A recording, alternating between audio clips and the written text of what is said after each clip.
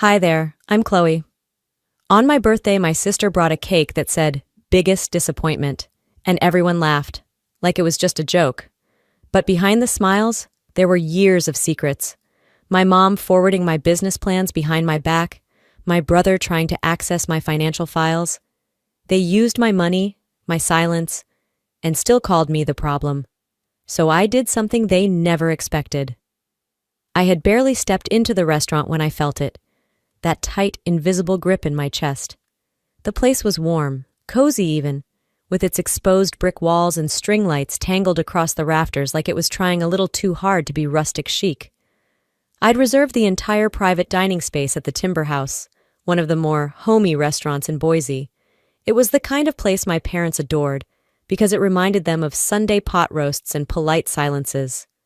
I paid for everything: reservation, catering, even the floral centerpieces with those little cream roses my mother loved. Not that anyone would mention it. Manel was already seated, waving at me like she hadn't avoided my texts all week. "Look who finally made it," she said loud enough for the whole room to hear. I smiled, not because it was funny, but because I'd gotten good at smiling when things weren't. I hadn't seen the rest of them in over a year. This dinner was my way of trying again, something I promised myself I wouldn't do anymore. Cairo looked up from his phone long enough to say, "Happy birthday, sis," before going back to scrolling. Judelle, my mother, was adjusting her scarf and barely glanced in my direction. "Oh, good, you're here. We were just about to order." Classic. We made it through the appetizers with forced small talk. Cairo complained about rent, Manel talked about her brand, and my dad, Grant, stayed mostly silent, sipping ginger ale like it was bourbon. Then the lights dimmed. It was early evening, just past 6:30. A soft clap started near the kitchen door. I turned, expecting the cake I'd carefully chosen to be rolled out. 2 tiers, white buttercream, gold foil edges, "Happy 36th Chloe" written in script. But that's not what came through the door. Instead, Manel stood behind a server, grinning wide, holding a cake I'd never seen before. It was single-tiered, bold pink frosting, and in bright white lettering across the top it read, "Happy birthday to the family's biggest disappointment." There was a pause, a breath, a moment where I actually believed I might be hallucinating, and then laughter. Cairo burst out first, slapping the table. "That's messed up," he choked out between laughs. My mom chuckled nervously, like she was pretending not to enjoy it. Manel clapped once, loud and proud. "Come on, Chloe, you know it's just a joke." A joke. That word, the one they always used to cover up cruelty. I stared at the cake, not a word, not a blink. The frosting looked almost wet under the soft yellow lights. I tried to remember the last time someone gave me a cake with my actual name on it. I smiled, not out of joy, but because I knew they'd expect me to flinch. And I wouldn't give them that. Riley hadn't arrived yet. Maybe that was a mercy. After the candles were blown out, by Manel no less, I excused myself under the pretense of needing to call a client. I walked to the hostess stand, heart calm, hands steady. "Hi, quick question," I said to the manager. "Can I ask who called in to update my cake order?" He checked something on the tablet, hesitated, then said, "Manel Harper. She called the day before yesterday, said there was a last-minute change." Of course she did. I thanked him, stepped outside into the chilly Idaho air, and stood under the string lights. I pulled out my phone, opened the Notes app, and started typing. No tears, no trembling hands, just a list, a record. Because that cake? That wasn't the start. That was just the moment I stopped pretending I didn't know what they were doing. When I walked back in, Manel raised her glass. "You missed the toast," she teased. "I bet it was unforgettable," I replied, and sat back down. They kept talking like nothing happened, like that cake was a quirky memory to laugh about later. But I'd already decided. This birthday wouldn't end the way they thought it would. I raised my own glass, caught each of their eyes, and held my smile just long enough to make them shift in their seats. Maybe it was time they found out who I really am. Manel was still grinning when I sat down again. I could hear Cairo say something under his breath, followed by a soft laugh from my mom. Nothing had changed in those few minutes I'd stepped away, except me. The table was buzzing with energy like nothing had happened, Appetizers had come and gone. Someone was pouring more wine. The mood was back to light, even celebratory. That's the thing about my family. They could build a bonfire out of you and still roast marshmallows over it like everything was fine. About 20 minutes had passed since the cake. I stirred my drink with a slow rhythm, my face blank, my mind alert. Then Cairo leaned back in his chair and tapped a small, shiny package against my arm. "Almost forgot," he said, dropping it beside my plate. "Happy birthday, sis. This one's for personal growth." I unwrapped the paper carefully, knowing full well whatever was inside wasn't given in kindness. It was a self-help book. Fix Your Personality Before 40. The kind of paperback you'd find in a discount bin at the airport, screaming judgment in bold yellow letters. I felt my stomach tighten. Manel snorted. "It's a classic, right? We thought you might find it useful." "You all chipped in?" I asked, keeping my voice even. Cairo raised his brows like he hadn't expected a response. "Come on, it's a joke. We figured you'd get a laugh." The whole table chuckled. My mom sipped her wine, eyes on her plate.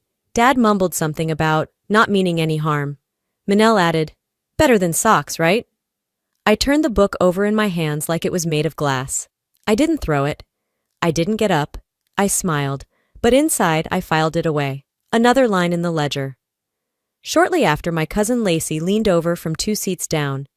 She had that expression people wear when they're about to whisper something they shouldn't. "Hey, I probably shouldn't be showing you this," she muttered, slipping her phone under the table. "But I thought you deserved to know." On her screen was a screenshot of a group chat, the family group chat, the one I was somehow never added to. Cairo's name was at the top of a message. "Let's hope Chloe doesn't make it weird tonight. Keep it light, fam." Manel had liked the message. Judel replied with a thumbs up. There were laughing emojis, sarcastic comments I didn't want to keep reading. My fingers curled so tightly around my napkin, I thought it might tear. "They've been talking like that since last week," Lacey said, her voice low. "I thought they were kidding, but now—" I handed the phone back without a word. My jaw clenched so hard my temples ached. I didn't trust myself to speak, not yet. I excused myself from the table and headed to the restroom. The hallway was quiet, dimly lit with vintage sconces that tried too hard to be charming. I locked the stall door behind me and leaned against the wall. I didn't cry. What I felt wasn't sadness. It was a kind of mental dislocation, like the ground had been shifting beneath me slowly for years, and I just now noticed I was standing in quicksand. I thought of the year I turned 16, and no one showed up to my party because Cairo had planned a camping trip for the same weekend and took half the family with him. I thought of Manel giving a toast at her graduation dinner, thanking everyone, except the one who always made everything about herself. I thought of my mother's eyes when I got promoted, like I'd done something that made her look small. By the time I stepped back into the dining room, the dishes were being cleared. The energy had shifted again, lighter somehow, like they'd reset the tone in my absence. I watched them laugh, watched Cairo make some over-the-top joke that got more attention than it deserved, watched my mom fuss over the tip like she hadn't spent the whole night saying nothing. I said nothing too, but I didn't feel like one of them anymore. I felt like a stranger who just happened to know all their secrets. It was then, sitting silently, my smile practiced, my glass untouched, that I started planning how to leave this version of my life behind. And this time, I wouldn't leave quietly. I didn't say goodbye when I left, didn't wave, didn't offer a fake hug or a thanks for coming. I just picked up my coat from the back of my chair and slipped out the side door while no one was looking. The air outside was colder than I expected. I wrapped my coat tighter and started walking. Riley had offered to give me a ride back to the hotel earlier, but I told him I needed to clear my head. That was partly true. Manel called out something behind me. "Happy birthday again!" But I didn't turn around. Her voice felt like static. I kept walking, past the parking lot, past the empty sidewalk where someone had dropped a party balloon, and let the city night blur around me. The streetlights gave the pavement a quiet glow, the kind that makes everything look softer than it really is. I passed a late-night coffee shop with 3 people inside, laughing over something that probably mattered to them. I envied how simple that looked.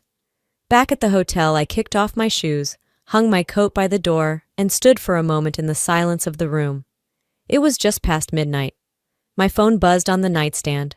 Texts from Riley, one from Lacey, and two from Cairo that I didn't open. I sat on the edge of the bed, then lay back and stared at the ceiling. It wasn't just tonight. That cake didn't hurt because it was unexpected. It hurt because it was familiar. A memory surfaced, sharp and uninvited. Thanksgiving, 5 years ago. I had asked if I could bring my boyfriend at the time, Michael. My mother's response was immediate. Thanksgiving is for family. Just like that. Cold. Final. As if the man I had loved for 2 years didn't count. As if I didn't get to decide who was important in my life. I'd spent that holiday alone, made myself pasta, watched reruns of old sitcoms. When I texted Manel a photo of my tiny dinner setup with a joking "Happy Thanksgiving from Team of One," she replied with a thumbs-up emoji. Back then, I'd brushed it off. Told myself they were just set in their ways. Traditional, private. I made excuses for them, like I always had. Lying there in that dim hotel room, the pattern finally settled in front of me, unmistakable. There was the time Manel failed a class and cried to my parents about how she felt overshadowed. I had been working 2 jobs and still managed straight A's, but somehow I became the one who needed to stop rubbing things in. Or when Cairo rear-ended a neighbor's car, and my dad sat me down for a lecture about responsibility, because I was the oldest and should have set a better example. Even my promotion last year, the one I'd worked overtime and missed weekends for. When I told Mom, she blinked, smiled tight, and said, "Well, just don't let it make you arrogant." As if success was a personality flaw. I exhaled slowly, letting it all rise to the surface without trying to bury it again. It wasn't just a few jokes, or a cake. It was years. Years of being erased, blamed, minimized, repackaged as the difficult one, because I didn't play along with their narrative. I sat up, opened my laptop, and pulled up my email. My fingers hovered over the keyboard before I started searching. One thread caught my eye, an old email I'd sent Mom last spring. I had attached a pitch deck for my startup, just something I was excited about. The subject line was, "Thought you might be proud of this." No reply. I clicked into the thread again, checking the forward history. She had sent it, to Manel, 30 minutes later. No message, just the file. I didn't know whether to laugh or throw the laptop across the room. Instead, I stared at the screen, then closed the lid gently and whispered to no one, "That's enough." That moment didn't feel like an ending. It felt like stepping out of a fog. And suddenly I knew, this wasn't just dinner. It was the last test, and I had finally stopped trying to pass it. Sunlight slid through the blinds in thin surgical lines, casting long shadows across the hotel room. I was still in the robe they provided, stiff white cotton that smelled faintly of bleach and something sterile. My second cup of coffee steamed on the nightstand. I hadn't really slept, not in any way that felt restful, but I was strangely alert. There was a clarity humming in the background of my thoughts, like something inside me had finally straightened itself out after too long being twisted. I scrolled through my phone absently until I saw it, the message from Judelle. It had come in close to midnight. No subject line, no apology, just a blunt directive. Brunch at hours, 10:30. Family time matters. Judelle. It was so like her to pretend nothing had happened. No mention of dinner the night before, no acknowledgement of the way things had unraveled, not even a breadcrumb of self-awareness. She treated emotion like it was a weakness, hers to avoid, mine to mock. I showed up late on purpose, 15 minutes behind schedule, just enough to signal that I wasn't in the mood to perform.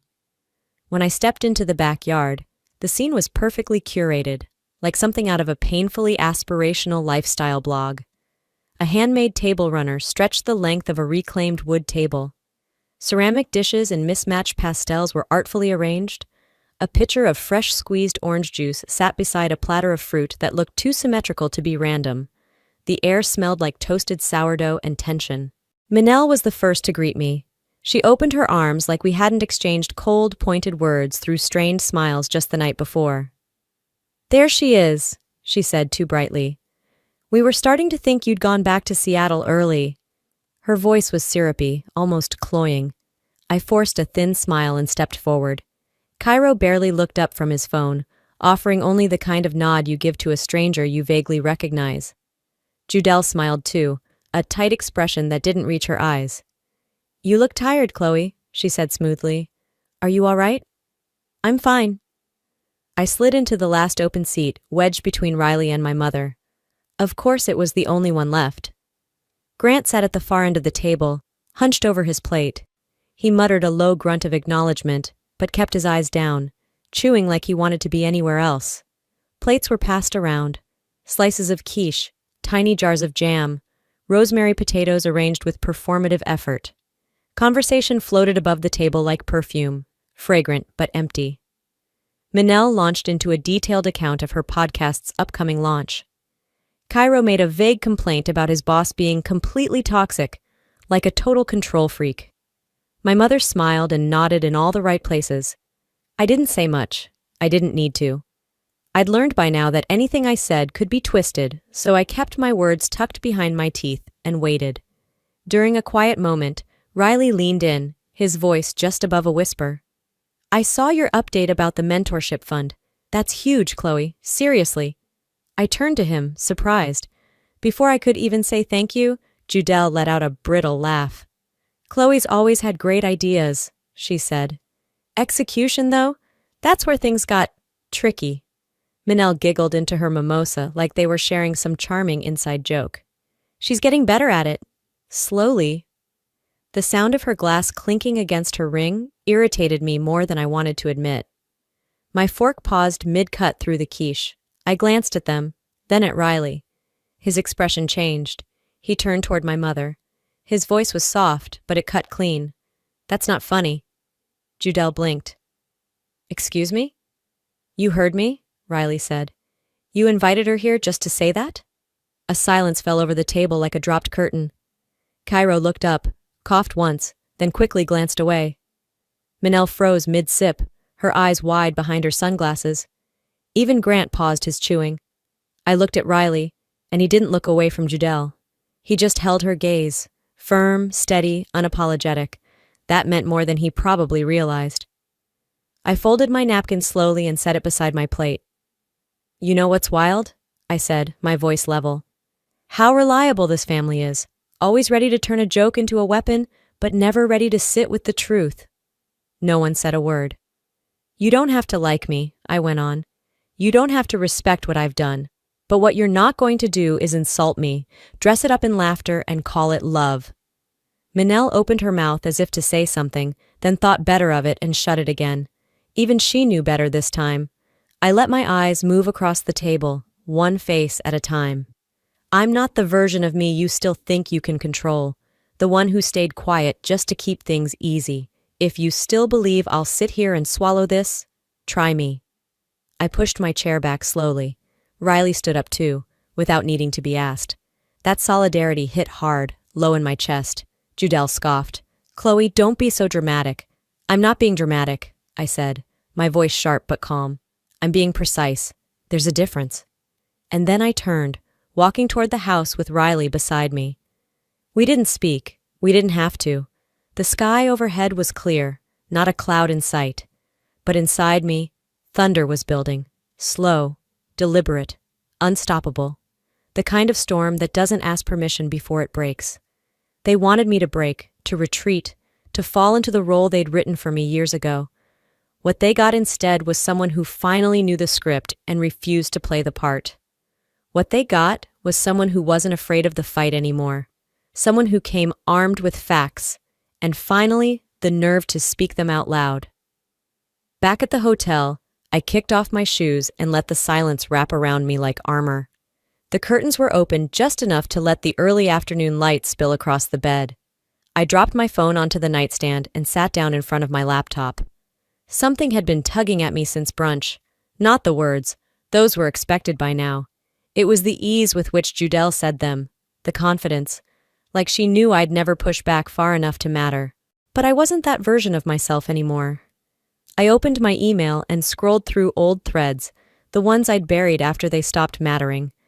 I found the chain from last summer. Subject line, Mom, some budgeting notes for your refinance. Inside were spreadsheets, financial strategy PDFs, and an attachment I'd custom built to help her organize retirement funds. I had even included a sample investment return projection using my company's growth figures to illustrate how compound interest worked. At the time, she said thank you and never brought it up again. But something didn't sit right. I opened a second tab and pulled up public property transaction records. Just curiosity, just confirmation. Manel had purchased a second home in October, a vacation rental she now promoted weekly on her social media, calling it her dream made real. The mortgage terms, the down payment range, it all aligned too closely with the numbers I'd used as private examples in that email. I double-checked my calendar history. She bought the place a month after that thread was forwarded. I sat back and stared at the screen, heart steady but cold. So that's what this was. A family who smiled at your sacrifice, then copied your math, and called it manifesting. By early evening, I was pulling into the driveway of my parents' house again. There was another casual dinner planned, nothing fancy, just leftovers from brunch and a round of let's all move on smiles. I walked in with Riley beside me and my back straight.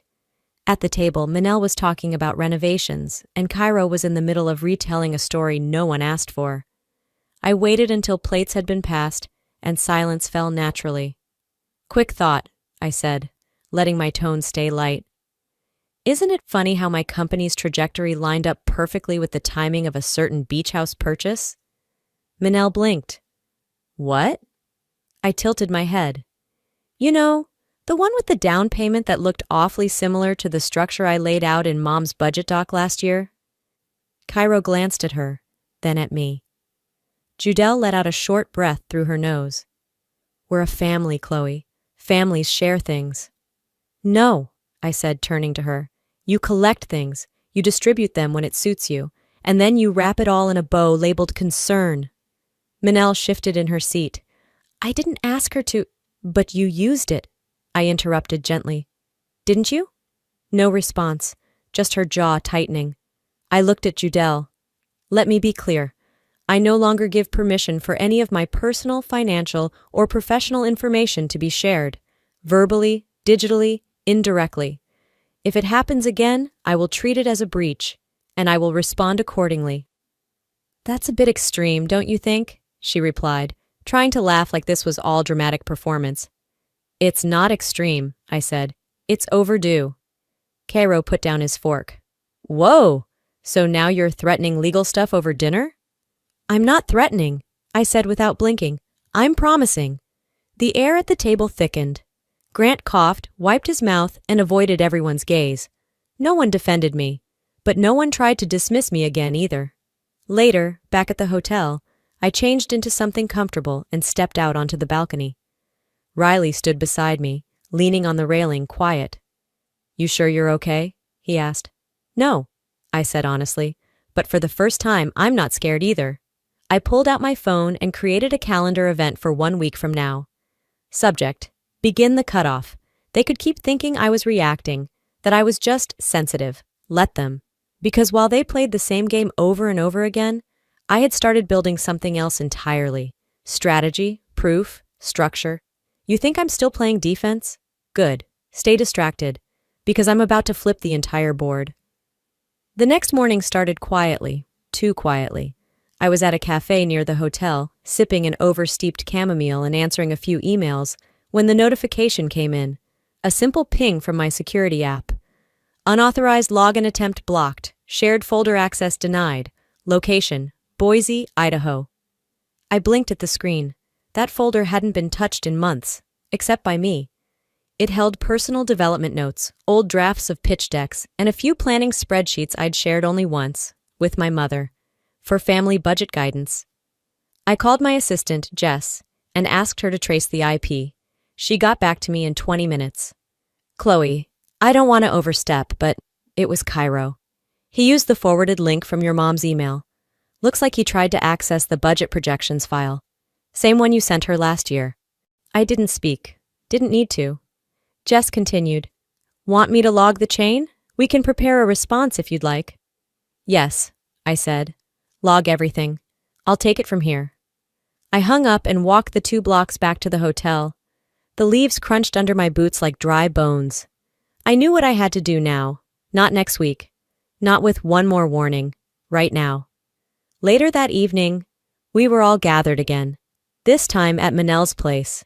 She had tried to soften the atmosphere with candles and background jazz, like ambiance could erase everything we hadn't said. I walked in with my tote bag and took my seat. No smiles, no pretense. Dinner was halfway served when I placed a small envelope in the center of the table. Nobody touched it. I opened it for them, pulled out the printed pages, and laid each one down, one by one. Access logs, forward trails, IP addresses, device IDs. This one's from Cairo's laptop, I said calmly, tapping the page. This is the link Mom forwarded. And here, Manel accessed the file last Wednesday. Same spreadsheet, same data. Manel's face went pale. Cairo shifted in his chair, reaching for his glass. Judelle opened her mouth. Now, Chloe, let's not make this a courtroom. I cut her off, not loud but razor clear. This isn't a courtroom. This is me finally showing my work. The silence was suffocating. You used my data, I continued. My work, my trust, without consent. And then you sat across from me and asked if I was okay like you hadn't already crossed the line. Manel snapped. Why do you always make everything about betrayal? It's family. I stared at her, steady. Family doesn't mean immunity. Cairo muttered. It was just information. Exactly, I said. Mine. No shouting, no slamming doors, just clarity. They weren't shocked at the facts, I could tell. They were shocked I dared to say them aloud. I stood up, pulled my phone from my bag, and typed out a quick message. To attorney, subject, go live. Move the release up, full file, Forbes first. I didn't need their attention anymore. I already had the world's. Riley stood as I walked out. No one followed. No one called my name. Back in the hotel, I opened my laptop, clicked on the embargoed link Jess had prepped, and watched as the article went live. The silent investor who funded her family and walked away. My name was there, along with the documents. Blurred names, but real data. Every piece of proof I'd hesitated to show for years. The screenshots, the email chains, the payment histories, anonymous donations, quiet interventions. And now they were visible. Riley sat beside me, his hand resting gently on my back. You okay? He asked again. No, I said, staring at the screen. But I'm done shielding them. The email pings started rolling in. First a journalist, then a friend I hadn't heard from in months. Then 2 more alerts from platforms where the article had been reposted. They wanted silence. They got the spotlight. And I hadn't even started speaking yet. I woke up to my phone buzzing nonstop. Texts, mentions, DMs from people I hadn't spoken to since college, and a string of screenshots sent from 3 different friends. Hey, is this about you? Your sister's going off on Instagram. Girl, you need to see this. I sat up, pulled my laptop onto my knees, and opened Instagram. Manel had posted a carousel, 10 photos. The first was a candid of her wiping tears from her eyes, another of us as kids on the lake dock, and one, strategically placed, of a crumpled shirt with the word disappointment just barely visible in the background. Her caption read, Some people can't handle being called out, so they burn the house down instead. I've always loved my sister, even when she didn't make it easy. This year's been hard for all of us.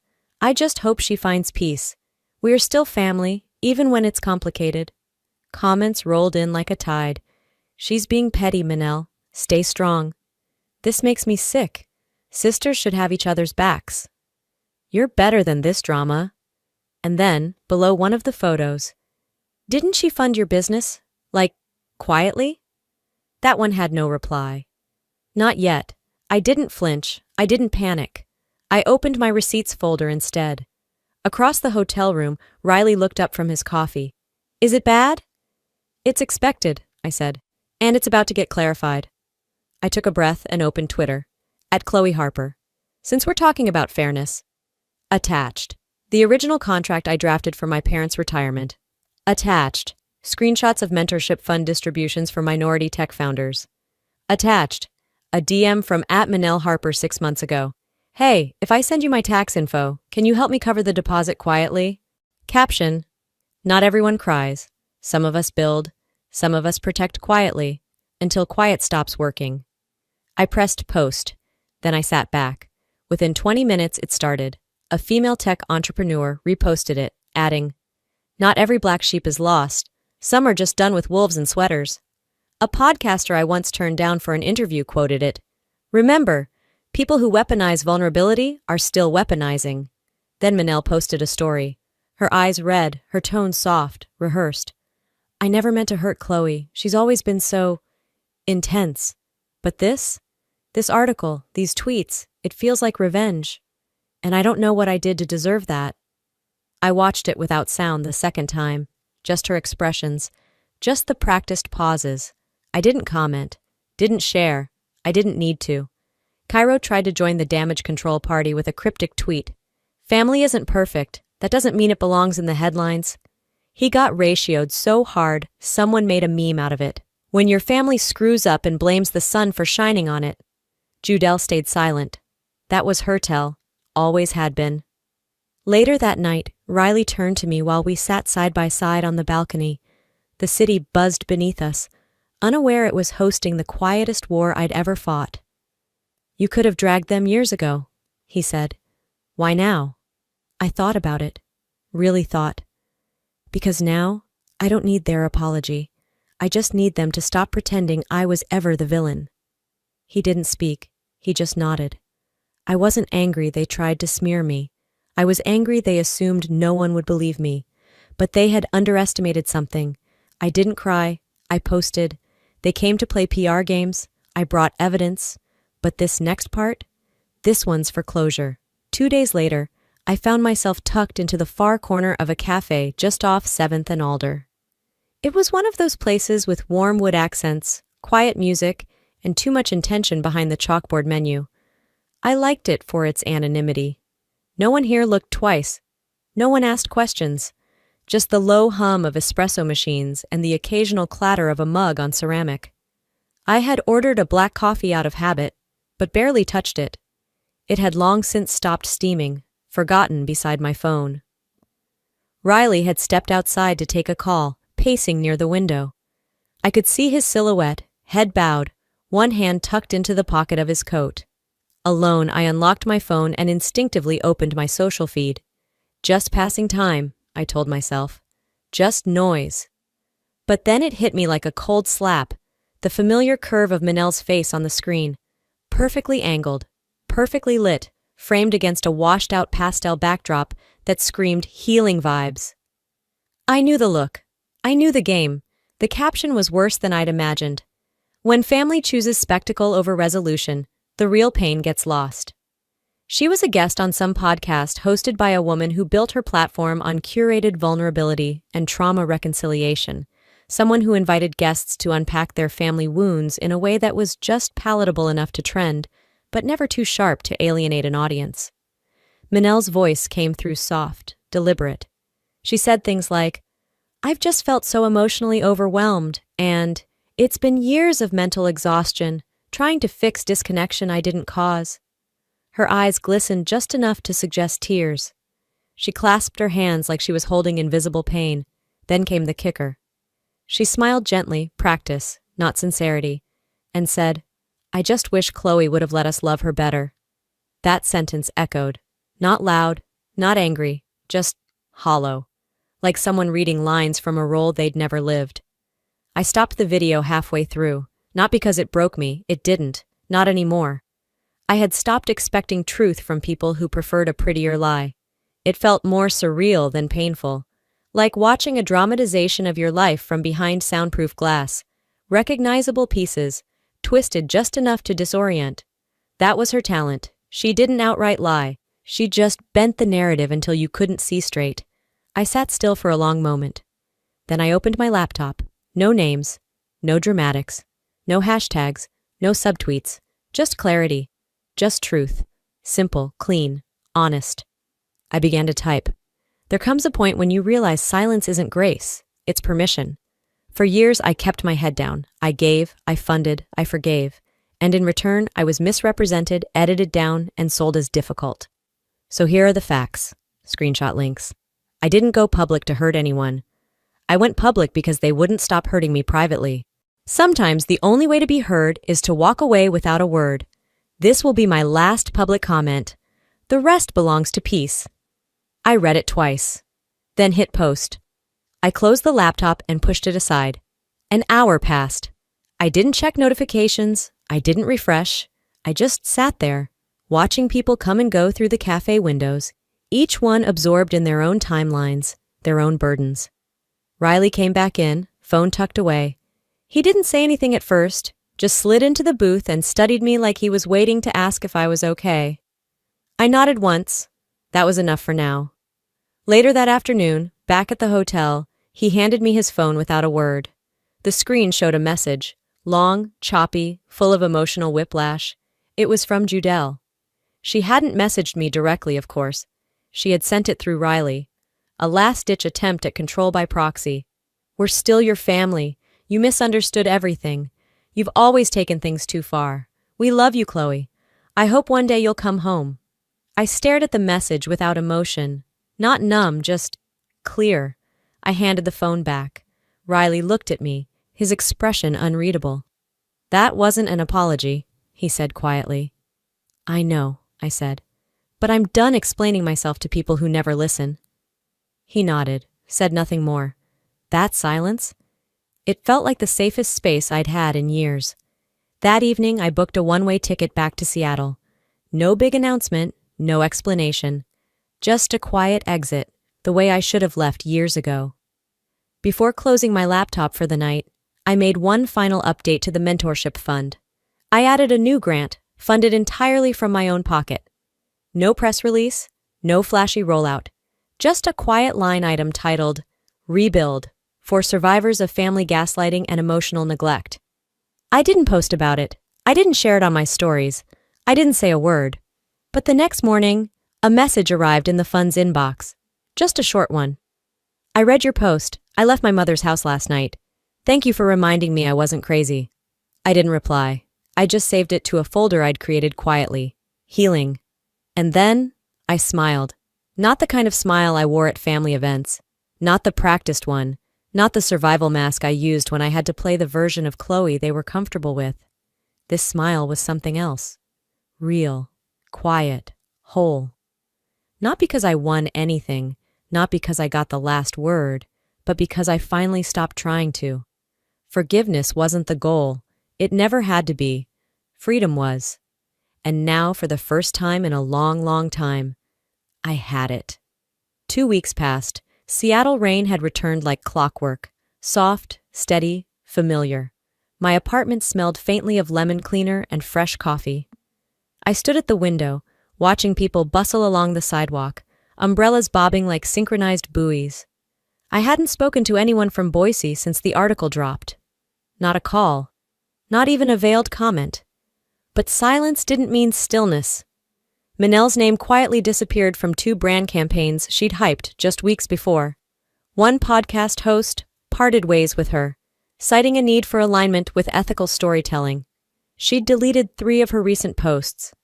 Cairo's keynote at the Denver Tech Summit was replaced with a speaker from a diversity-led startup. I heard through someone in my network that the event didn't want controversial family baggage distracting from the work. And Judelle? She never responded publicly, but mutual friends stopped tagging her in things. I noticed a few of her acquaintances began following me instead. Quiet moves, quiet exits, and Grant remained exactly who he'd always been. Absent.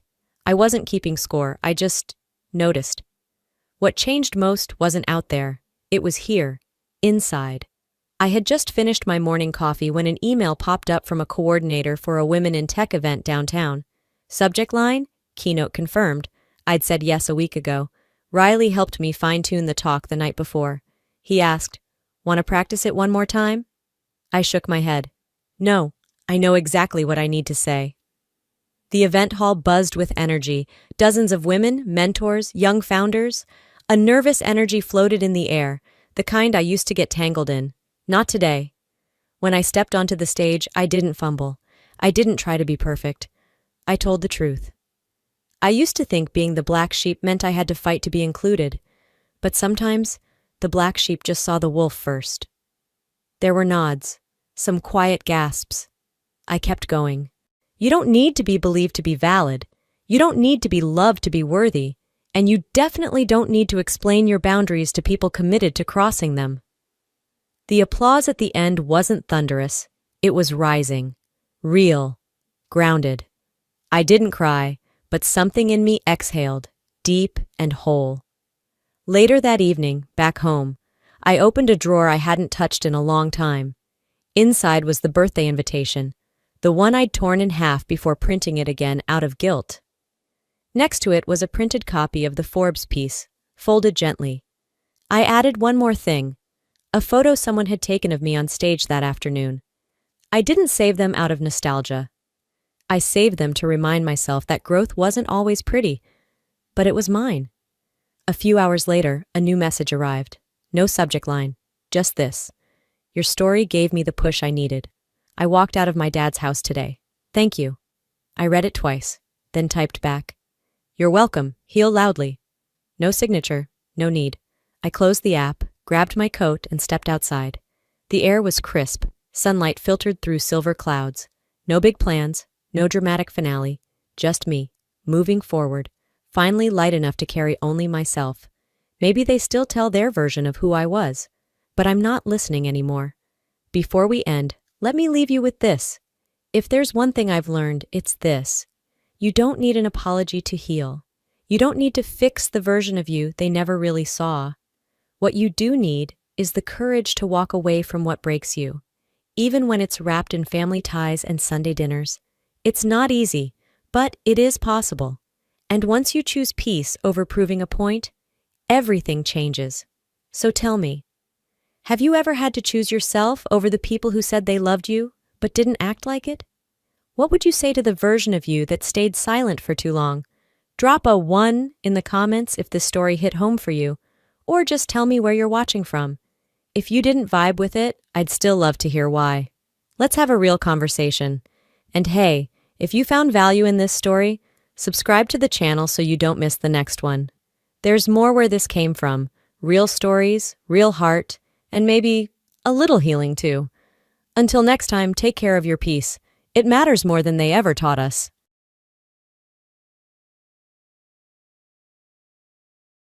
Indolent employees who tinker on their computers be dismissed. To put it mildly, James Smith, the company's 59-year-old new CEO, is incompetent. He needs assistance to make copies because he is so digitally illiterate. Naturally, I believe he's the worst, but so does everyone else. He branded me a lazy thief without even attempting to grasp the nature of my profession as an engineer. James arbitrarily changed the company's policies, which made working there intolerable. I gave up trying to follow him and did as he asked, resigning.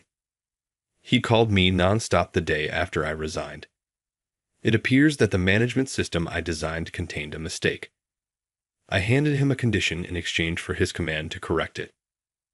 Jason Williams, the company's lone system engineer, is 42 years old and in charge of the management system. Being a tiny company, we are never fully staffed. Although we appreciate requests from clients, we are always working overtime due to a staffing shortage. I intended to speak with James about expanding our recruiting in the near future. But the sales department keeps piling work on me as if to obstruct me. Incorporate this choice. The deadline has accelerated, so move quickly. They press their demands without thinking about how much it will cost me.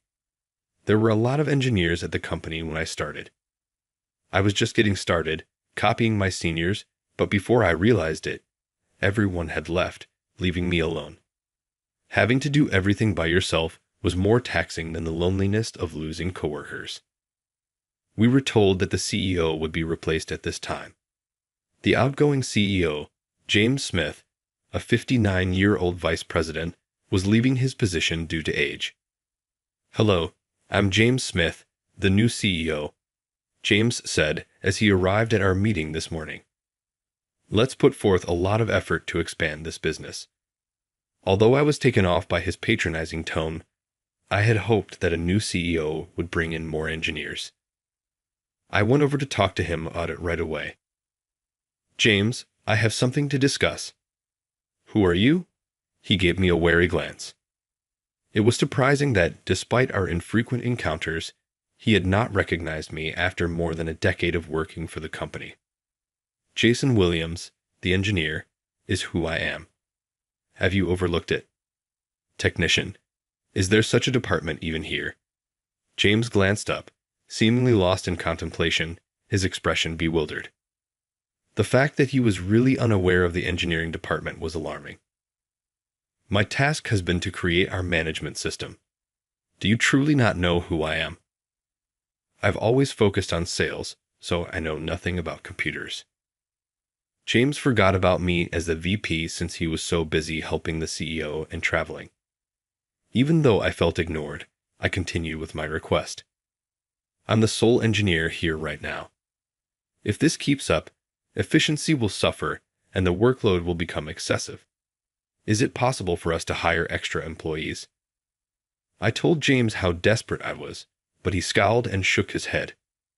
My former CEO gave me the order to boost earnings. Adding more employees would only drive up labor expenses.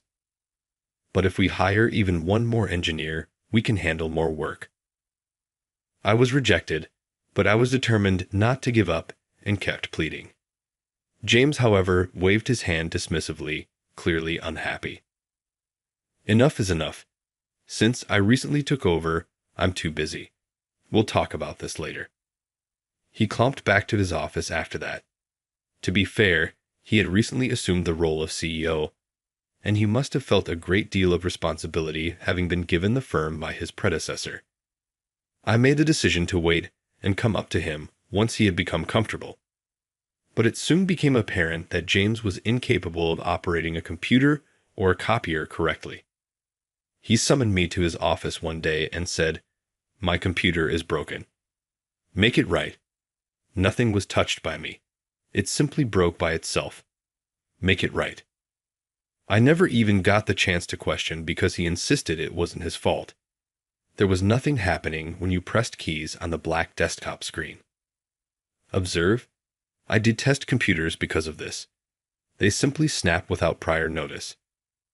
Okay, let me take a look. I looked for any peripheral problems. I identified the issue in less than a minute. Peering beneath James's feet, I noticed a cable disconnected from the outlet. The electricity must have been mistakenly turned off by kicking it. I showed it to him after picking it up. Look, it was just unplugged.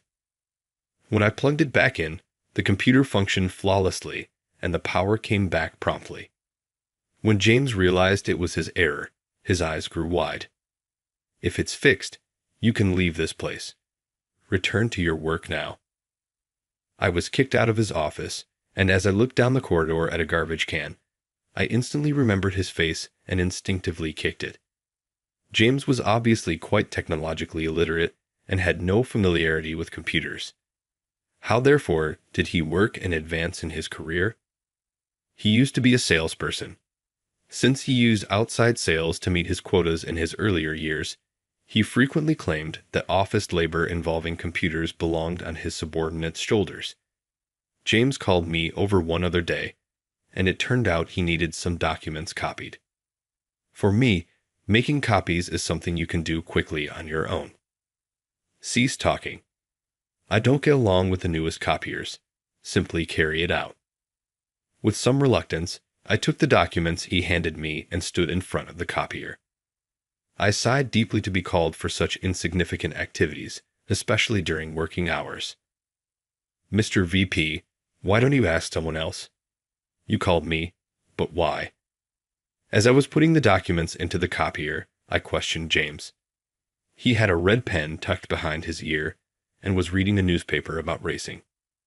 Since you appear to be the least busy, nobody spends their entire day typing on a computer except for you.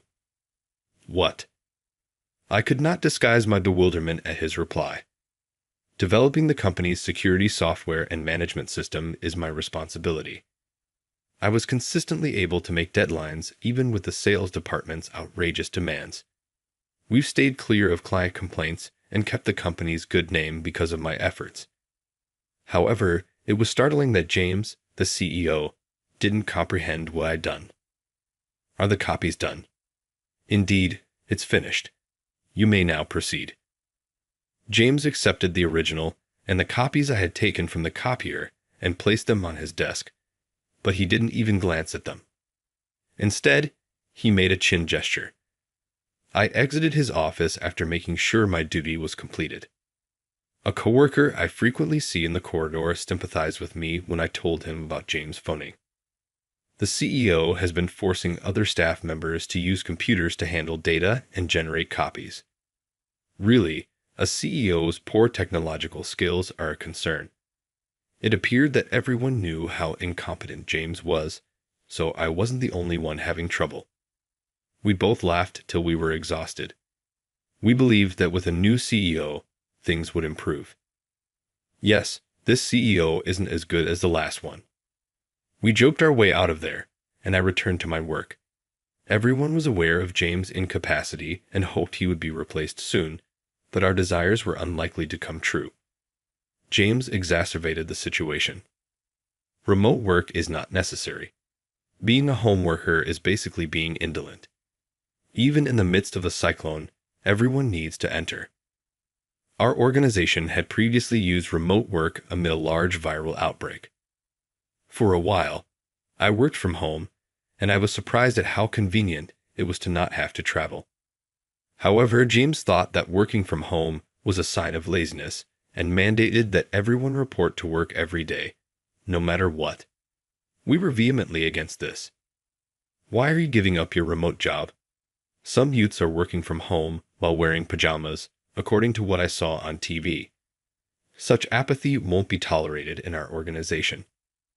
James was attempting to alter corporate policies in light of television programming. The fact that his capricious choices were making our load heavier was intolerable. I have 3 small kids, a childbearing employee then said. I was able to take care of them when they were ill and finish my work because of remote employment. Give the children to somebody else. Invest in a nanny or similar. I don't make enough money to hire a nanny. This infuriated James, who bellowed, "Low pay is due to your lack of ability. Please don't hold me responsible." James modified policies at will and disregarded all employee appeals after that. Everyone distrusted him, myself included, because of his self-serving actions. I started to worry that, in order to protect myself, I might need to quit this company if things went any worse. I began to bring specific things from the office everywhere I went. Though I hope I'd never use them, I had them just in case. I'm struggling to meet deadlines at work today and am experiencing discomfort. I was hoping to wrap up on time and have a lovely Friday, but yesterday, right before I left, a salesperson gave me extra stuff to do. They added, "Make sure the deadline stays the same," to their immediate agreement to a client's request for additional features, leaving me to work late as everyone else went home. Why does this always end up falling on me? Damn it. I have to work overtime on Friday. Even if my working hours increased, I would still receive overtime money, so I complained but refrained from protesting. That was bearable when you considered the additional compensation. My primary motivation for remaining at this firm is their overtime compensation. Friends who are engineers at other businesses complain about having to work from home and not getting paid overtime or being prohibited from working overtime. My firm might still be decent in comparison to them. But with James's recent policy changes, their future was in doubt. The first pay period after James took over as CEO was next week. This was the day I had been waiting for, my reward for working so much extra. When payday finally arrived, pay slips were given out. Excited, I looked up my amount and was taken aback. Why is it lower than it was previously? Glancing around, I noticed workers contentedly debating how they would use their salary. I went straight to the CEO's office because I was upset that my pay stub did not reflect any overtime pay. But before I faced James, I made sure I looked through the things I was carrying. "James, why is there no overtime pay on my slip?" I yelled at him, but he was apathetically reading the newspaper. I took the paper from him because I was irritated by his lack of interest, which caused him to become agitated. because you're just slacking off. He reclaimed the newspaper from my grasp. You stay late every day just to get overtime pay, right? I was enraged by his ignorance and got goosebumps from his arrogant expression. Pardon me, but I put in extra hours to make sure that my clients are happy. Our business excels in offering a safe management method. You're working late because you're slow at your job. His derisive chuckle enraged me even more. Let's say for argument's sake that I'm at fault, but legally, you must pay overtime. I gave a solid pushback, but James only chuckled at me, seemingly unaffected. What occurs if I fail to compensate a subpar worker? Do you think I'll go to jail? Maybe not arrested, but your reputation and the company's will surely suffer. He scowled when he heard this, so please review my overtime pay immediately. I pounded his desk with my pay stub. If I persisted this far, I figured he would grudgingly comply. I wouldn't mind if they paid me fairly, even though there might be conflict between us. It would be resolved with just remuneration. However, what he said next gave me no hope at all. There's no money to pay someone who plays around on the company's dime. How come? I was taken aback by his response and left stunned. He did not intend to understand, even though he was putting in extra hours for the benefit of the company. You consider yourself an engineer, but in reality, you're simply a computer geek. Your work may be done by anyone in another department. What? The mechanism of our business is under my control. However, James grimaced as he got up from his chair and gestured toward me. You are fired, you lazy thief, playing on the computer. I felt all of my feelings for the company disappear at that very instant. My labor seemed like play to him. Who would follow a CEO that doesn't know what his people do for a living or doesn't pay them properly? I appreciate everything that you have done. Farewell. I nodded to James while picking up my pay stub. Wait, are you really okay with being fired? It seems that my cool acceptance surprised him. I'll stay through the month to complete the handover. I then departed from his office. After that, I took some time to prepare to quit the company where I had worked for more than 10 years and to transfer my responsibilities to reliable colleagues. On my last day, my coworkers gave me a flower and said goodbye, even though they were sad to see me depart. Although it was bittersweet to bid James farewell, I was disappointed not to get paid what was due to me. I felt bad that I hadn't pressed for my overtime compensation. However, my phone started ringing nonstop the day I resigned. I disregarded the unsettling feeling of seeing an unknown number phoning since the morning. But after 10 calls, I gave up and decided to answer just to vent my frustration. Stop being so persistent. Whoa, don't yell at me.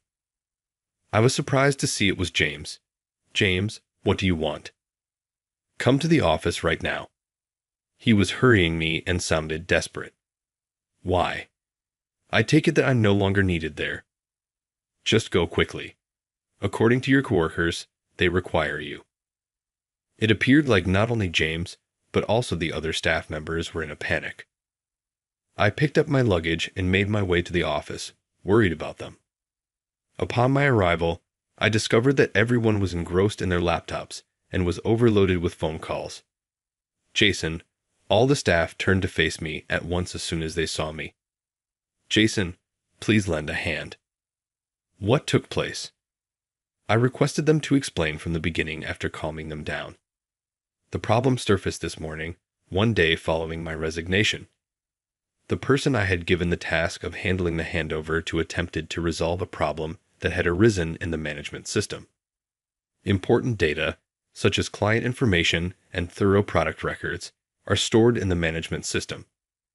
The company would suffer greatly if this information was leaked and utilized improperly.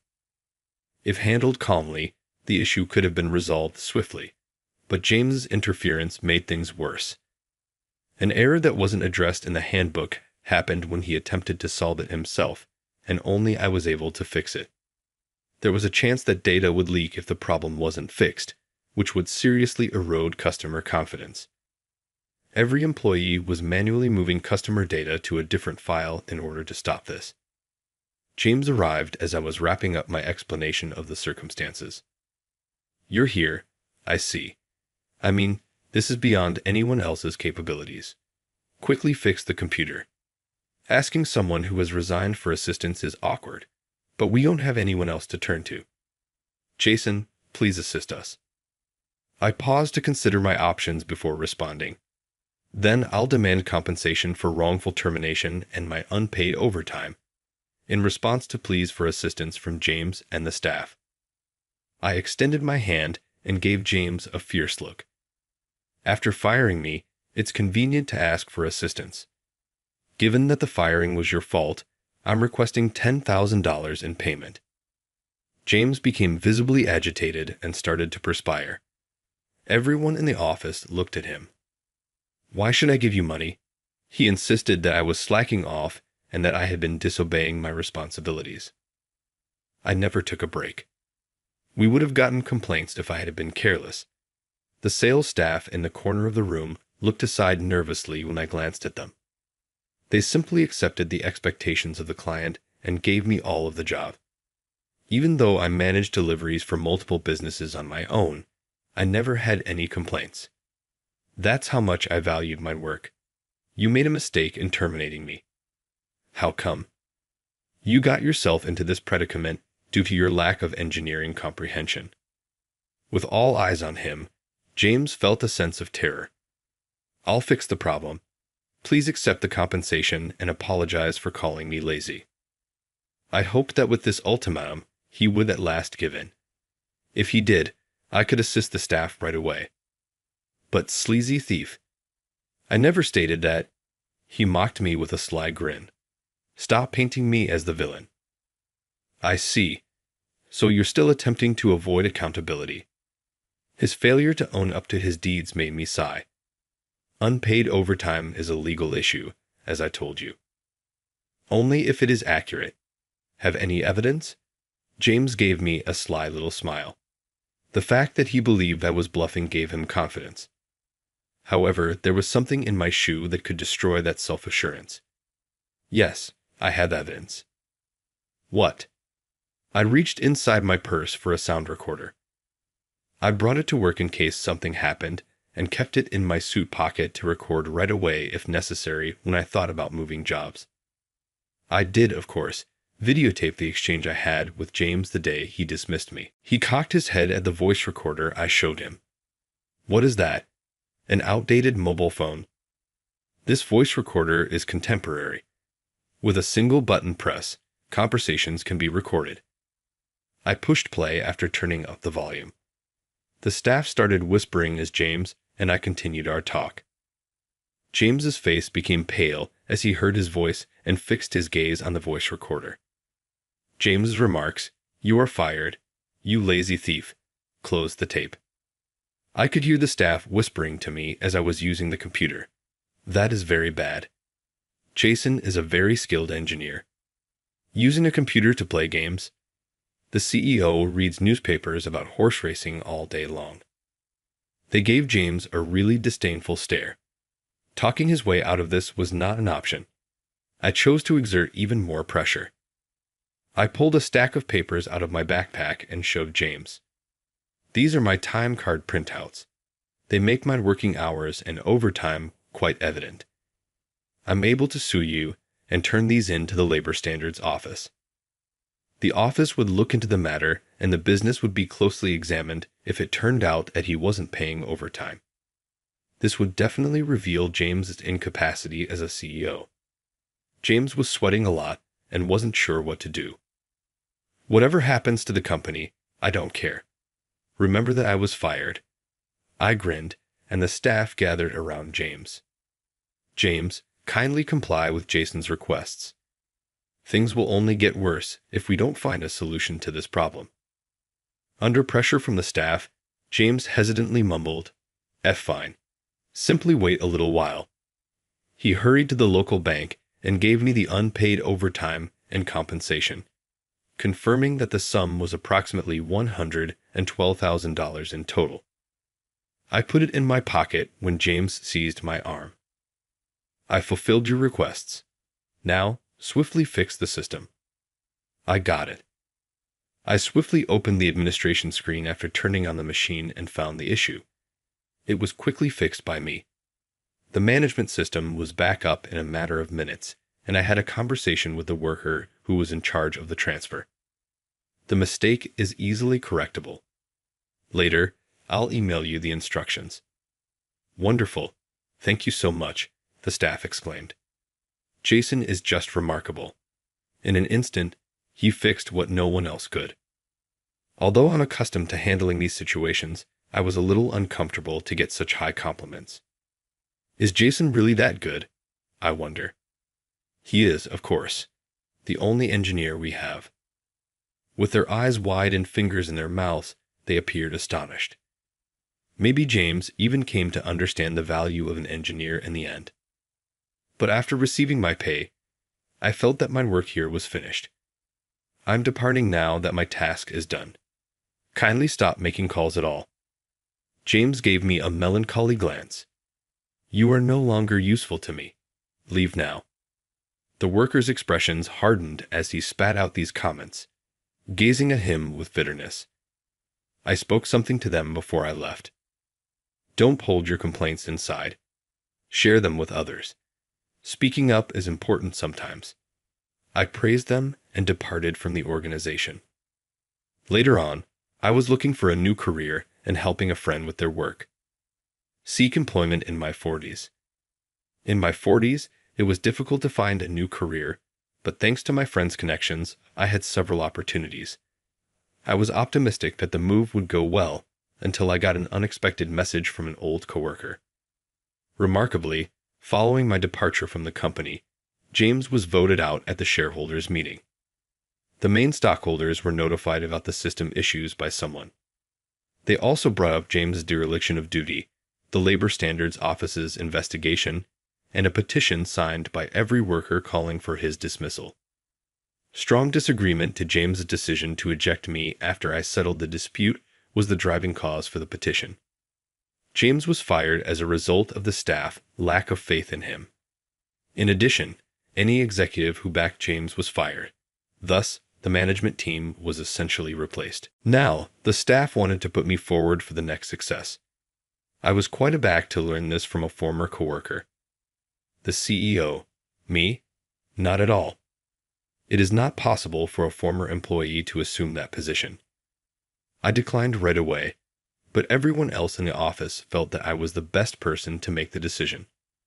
Surprisingly, all of the stockholders thought positively of my efforts to keep the company afloat during the crisis. But I'm only an engineer. The system issue was limited to my area of competence. I am not cut out to be the CEO. Although I was flattered to receive compliments, I graciously turned down the employee's offer. However, the workers begged me to come back to the company the following day when they visited my home. Jason, you made several attempts to discuss upholding the company's policies with James through negotiation. We can only rely on you to be our leader. Please, let's resume our collaboration. Their cries for help nearly won me over. I appreciate you coming here, but I was ready to say no when one of the staff members announced that James had left the organization. This is our opportunity to make the workplace better. Yes, James lost his job. It was because I didn't want to follow James that I took my firing. I could improve the working atmosphere now that he was no longer there and I had the chance to rebuild the business. We'll support you, Jason, so please come back. I agreed and took on the role of CEO. Inspired by their zeal and the prospect of starting the business over from scratch, I created a new structure and updated the company's management policies, taking into account the feedback from the staff. I was able to improve the work atmosphere and conditions that had previously caused dissatisfaction by using my expertise as a former employee. The outcome was a far more comfortable workplace than it had been. I have a lot of pressure now that I am the CEO, since I know that my leadership will determine the fate of the staff. That being said, I lead a solid team, and the company succeeds because of its workers. I am not able to make money on my own. I'm appreciative of their confidence and encouragement, and I'm committed to raising our game. After that, There was a significant reorganization, and we advertised job positions to add personnel to departments that were short-staffed. We started interviewing the many experienced individuals who came through the recruitment process. While the CEO, the HR manager came up to me while I was waiting for the last round of interviews. His face was expressionless as he handed me a CV. The moment I saw that, I started giggling. "This is J. James Smith," I uttered. James Smith's name and photo were written on the application. James had applied to return to the organization after being sacked. He ought to have been disqualified in the first screening due to his terrible reputation, but he managed to get through by accident. As soon as I was asked what to do, I gave the command, "Get rid of him." He no longer belonged here, and I'm not sure why he believed he could return to the company he was expelled from. I was hoping he would give up and find work elsewhere. I had just finished my day's interviews and was heading back to the CEO's office when an employee barged in. "It's urgent, Jason. James is attempting to barge in." "How come?" It appeared as though he had returned after being sent away. I went to where he was before things got out of hand. James and a few staff members were fighting when I got to the door. "Permit me to enter. I used to be the CEO." I urged, "Please leave," observing the staff members straining to manage him. I intervened by speaking up. "James, please calm down. What prompted you to attend the interview?" "I want to resume my duties as CEO even if I was sacked. Though it didn't go well the last time, I'll win back everyone's confidence this time." I smiled sardonically as I looked from employee to employee, taking note of James's commitment. James murmured, "Wait a minute," as he glanced at me in confusion. "Williams, I thought I fired you. Why are you in this place?" Now that he was more at ease, he appeared perplexed by my presence. And Staffer raised his voice on my behalf, obviously irritated. "You're being disrespectful to President Williams." "President Williams?" James looked at me many times, blinking in surprise. After giving him a kind grin, I said, "Yes, I've been reinstated as the new CEO after you." James took a step back, appearing deceived by his old associates. "Are you going to be the CEO again? You ought to abandon that notion." It was unexpectedly thrilling to see the man who had denigrated me seem shocked. "You're not hired, but I wish you success elsewhere." James clung to me, nearly crying, even after I told him to get out of the entrance. "Jason, please help me. I have nowhere to go. I'll work in sales or administration. Simply employ me. Even a copier is above your capabilities. You disturb the workplace and treat people with contempt. Who would employ such a person? Now go." I spoke out and dialed security. "Hold on. I was in error. Please pardon me." James sobbed and pleaded for mercy, but he was let out by security officers. He then attended many interviews but was turned down each time. He now works day jobs to support himself. Despite having some assets as the vice president, his wife took more than half of his assets as alimony and filed for divorce once he was sacked. His savings are therefore almost completely depleted, and he must quickly find a better-paying job to avoid his lifestyle collapsing. Even now, he consistently gets fired for being careless while no one is looking. After he ultimately faced the repercussions of always pushing work onto others, he probably thought, "If only I had worked more seriously, this wouldn't have happened." It's too late to realize his foolishness as he approaches retirement age. However, since beginning the new business, I have performed better and have been successful in opening a branch office. In addition, after moving up from engineering to CEO, business magazines began interviewing me. My reputation grew over time in this way, and we added more business partners. We eventually joined the ranks of huge organizations after seeing the potential for international expansion and ceasing to operate as a small to medium-sized company. I keep putting in a lot of effort for the coworkers who have faith in and followed me.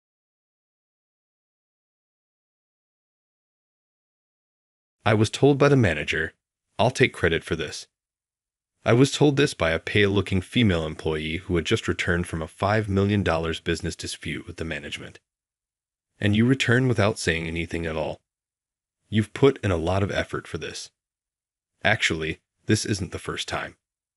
What? It's not the initial instance. In the final stages of several big deals, the manager has stepped in and taken over. Why haven't you spoken up? As a single mother, I work fewer hours. Occasionally, I have to abruptly take a break. I already put in less hours at work, and it would be difficult for me to continue if I disobeyed the management. My patience broke as her comments brought back the brightness in her eyes when she expressed how much she enjoyed her profession. I mumbled, "This is unacceptable," as I reached for a contact on my smartphone. I made the decision to address this unfair treatment of such a gifted person with rage. I'm Mark, and I'm 40 years old. I had spent many years working for foreign companies before joining Funtoy, a toy maker, a month ago. With 35 years of experience, Funtoy is a mid-sized corporation renowned for its reliable performance and premium educational toys. It hasn't created any huge hits, but it has created a lot of toys that are beloved for a long time. Negotiations with foreign companies have increased recently, and we are beginning to broaden our market and establish ourselves as a global business. Well, here is the situation. Is there a problem? While I was having trouble with the document I was turning in, Barbara, who was seated behind me, politely interrupted. Barbara has been with the company for 3 years and is very helpful.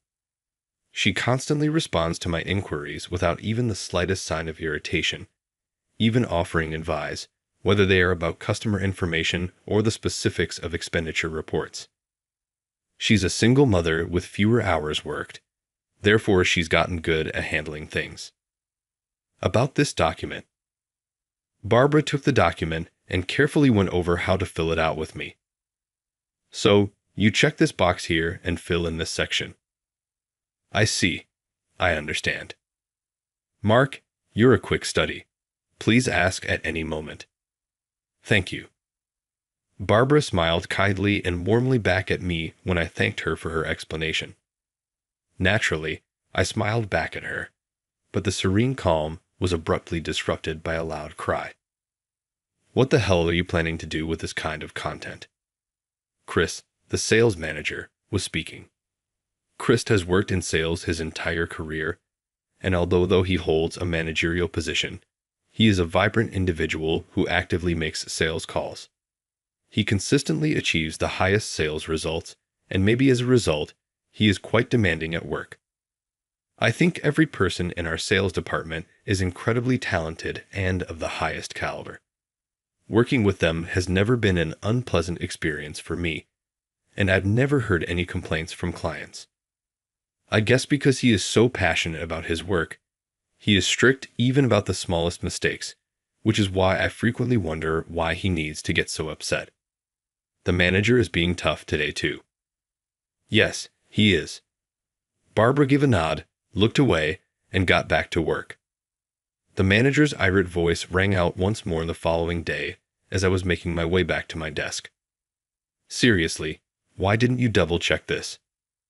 Barbara was standing in front of the manager's desk when I turned to look over there. I'm sorry.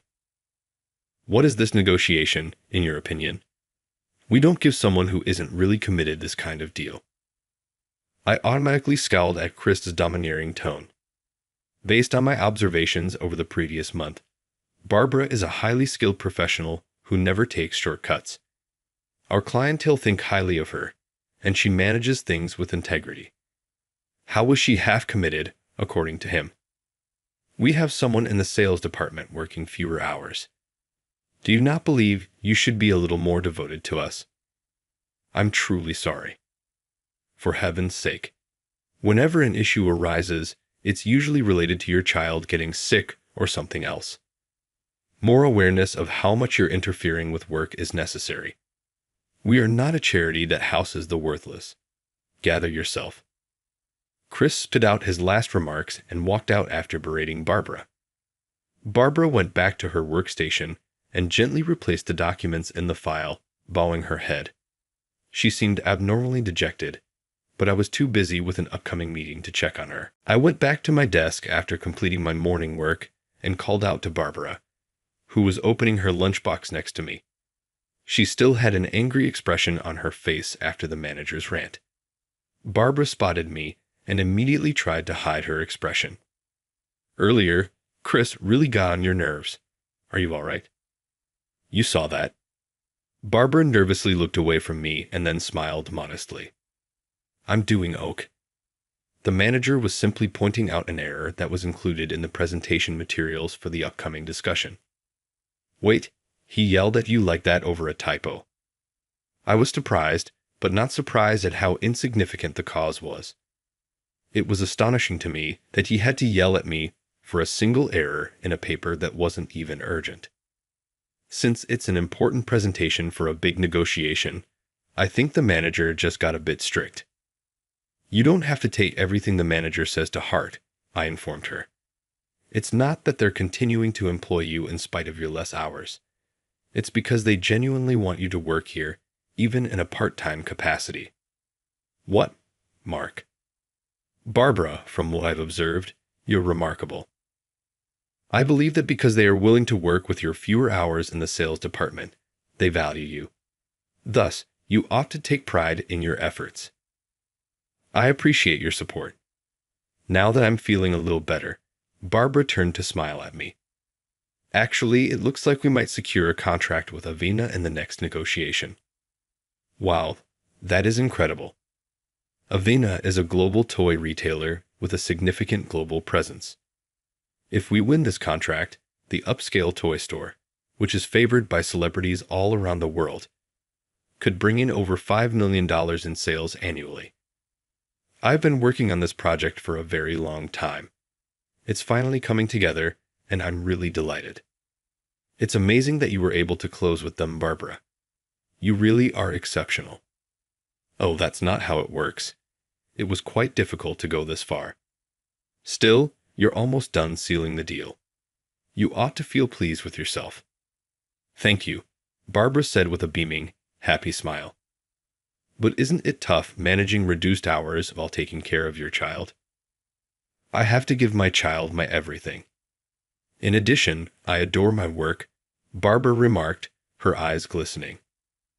I find it really enjoyable to consider how parents will feel when choosing products for their children or how kids will respond when they pick them up, and to figure out how to make that experience the best it can be.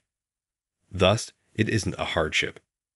However, I saw a brief shadow move across her face.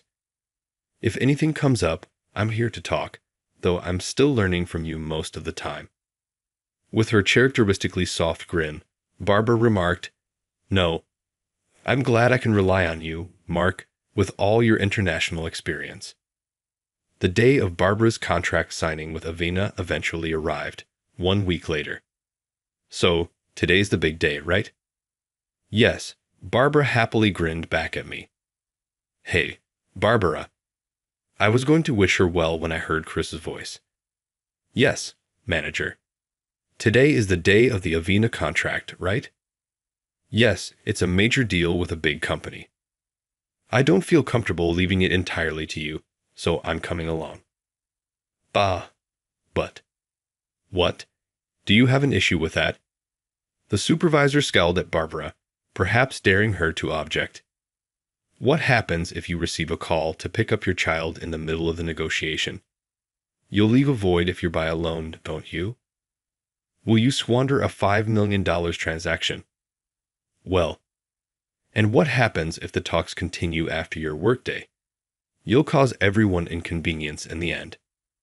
After hearing the manager's stern remarks, I was forced to speak out. In that case, I'll step in, I remarked. Barbara has put everything together meticulously, so she should be able to handle any unforeseen situations. What's up, Mark? Are you attempting to interrupt me? That is not my goal. Simply put, I believe that someone with experience working with clients from abroad would be better able to adjust in case something unforeseen occurs. So you're saying I can't handle international clients, is that it? That's not what I meant. So don't poke your nose into it. Chris angrily told me, "You're still a rookie in our sales department," and turned back to Barbara. "Do you think Mark would be better?" Barbara said to the manager, "No, I feel more secure with you coming along," and the manager nodded as though to acknowledge her statement. "Come on, let's go." Barbara. I saw her hurry after the manager as he firmly marched out. Why is the manager taking the lead? I noticed that I was speaking my mind. I was under the impression that Barbara was the one handling this deal, so I was curious as to why the manager, despite his position, had to become involved. However, I had assumed that Barbara would still receive the credit, and anything should work out as long as Chris, the top-performing sales manager, is present. But 30 minutes later, just Barbara showed up again, looking completely exhausted. "Barbara, isn't it a bit early for the contract to be done?" Surprised, I asked. Barbara looked up at me slowly, her face pallid. "The manager said he'd take all the credit," she retorted in a shaking voice. "What?" To get to the Avena branch, the manager and I took a taxi. I gave him the final presentation materials when he asked to examine them on the way. Then he assured me I could just go back when we got there. He stated he would take all the credit when I questioned what he meant. "Right?" Barbara gave my words a nod. "And you return without saying anything at all. You put in a lot of effort to get this contract." "Actually, this isn't the first time." "What? It's not the first time, is it?" "There have been several other times when he stepped in at the final stage of major deals." "Why haven't you reported this?" "I'm a single mom working reduced hours." "That's irrelevant, Barbara. You've been producing outcomes. However, since I already work less hours and occasionally need to take unexpected leaves, people don't always perceive me favorably. I'll face even greater challenges at work if I disagree with a manager." My patience broke at her comments, which brought back the memory of her brilliant eyes and her intense devotion for her work. I mumbled, "This is unacceptable," as I took out my phone and tapped on a contact. "It's me, yeah, that's right." I told the person on the other end of the call what was going on and gave them my full trust to handle it. Upon hearing their assured, "Leave it to me," I said, hanging up the phone and grinning at Barbara, who seemed puzzled, "It's all taken care of, Mark." I said, "You'll see soon enough," and kept making calls. The corridor reverberated with the sound of rushed footsteps. "Barbara." Chris yelled and rushed in. "The $5 million contract was recently called off. Something must have gone wrong with you." I took no action at all. Simply don't lie. I moved between Barbara and the manager just as he was ready to charge at her. "I'm the one who called off the negotiation." "What? What just did you say?" Chris was taken aback by my statements for a brief moment, but his cheeks flushed red as soon as he realized. "How come you have the authority to do that? And why do you have the right to appropriate the successes of your subordinates?" He paused and swallowed his words as I gently responded. "I've heard that you've claimed credit for Barbara's work before. Why then do you have the authority to do that? No matter how prominent you are or how far you've traveled abroad, you're still just a stuck-up jerk." Chris grabbed me by the collar and yelled, "I've hated that smug, I know all about the world look on your face from the start. That's not my intention. That's how it appears to me anyway. That's not my insecurity about having traveled abroad. That's yours. Don't include me in it." Though no one else in the sales department seemed to be put off by my foreign background, I had thought that Chris felt a little inferior to me. The fact that the other team members eagerly sought me out and wanted to absorb my knowledge just served to emphasize how capable they were. If you were as proactive as the other employees, I would have respected you as well. "What did you say?" A voice burst out just as the manager clamped down on my collar. "What do you think you're doing?" Suddenly, one of Funtoy's executives entered the room. "Chris, give him up. Are you aware of his identity? He's only a novice. A novice, he's new, but I know he's been working abroad. It makes sense that a superior would offer some educational advice as an American businessman. Taking hold of him by the collar. Is that how you define guidance? He is also the incoming CEO and the son of the president, just so you know. What? I seized the chance to shake off the manager's hand and adjust my collar as his grasp relaxed. The son of the president? My mother's maiden name was Mark. Mark Miller is my true name. I decided to go by this name instead of that because if I went by that name, everyone would know I'm connected to the president. If this was perceived as misleading, I sincerely regret. I bowed slightly and apologized. Mark is destined to succeed as CEO. He gained knowledge and made contacts by working at foreign companies after graduating from Oxford. Now, he's back to assume the position of the company's future CEO. Chris was given a brief overview of my background by the executive. After he was done, I turned to ask Chris a question. Manager, you knew I had returned from overseas, but were you aware of my previous job? My previous job?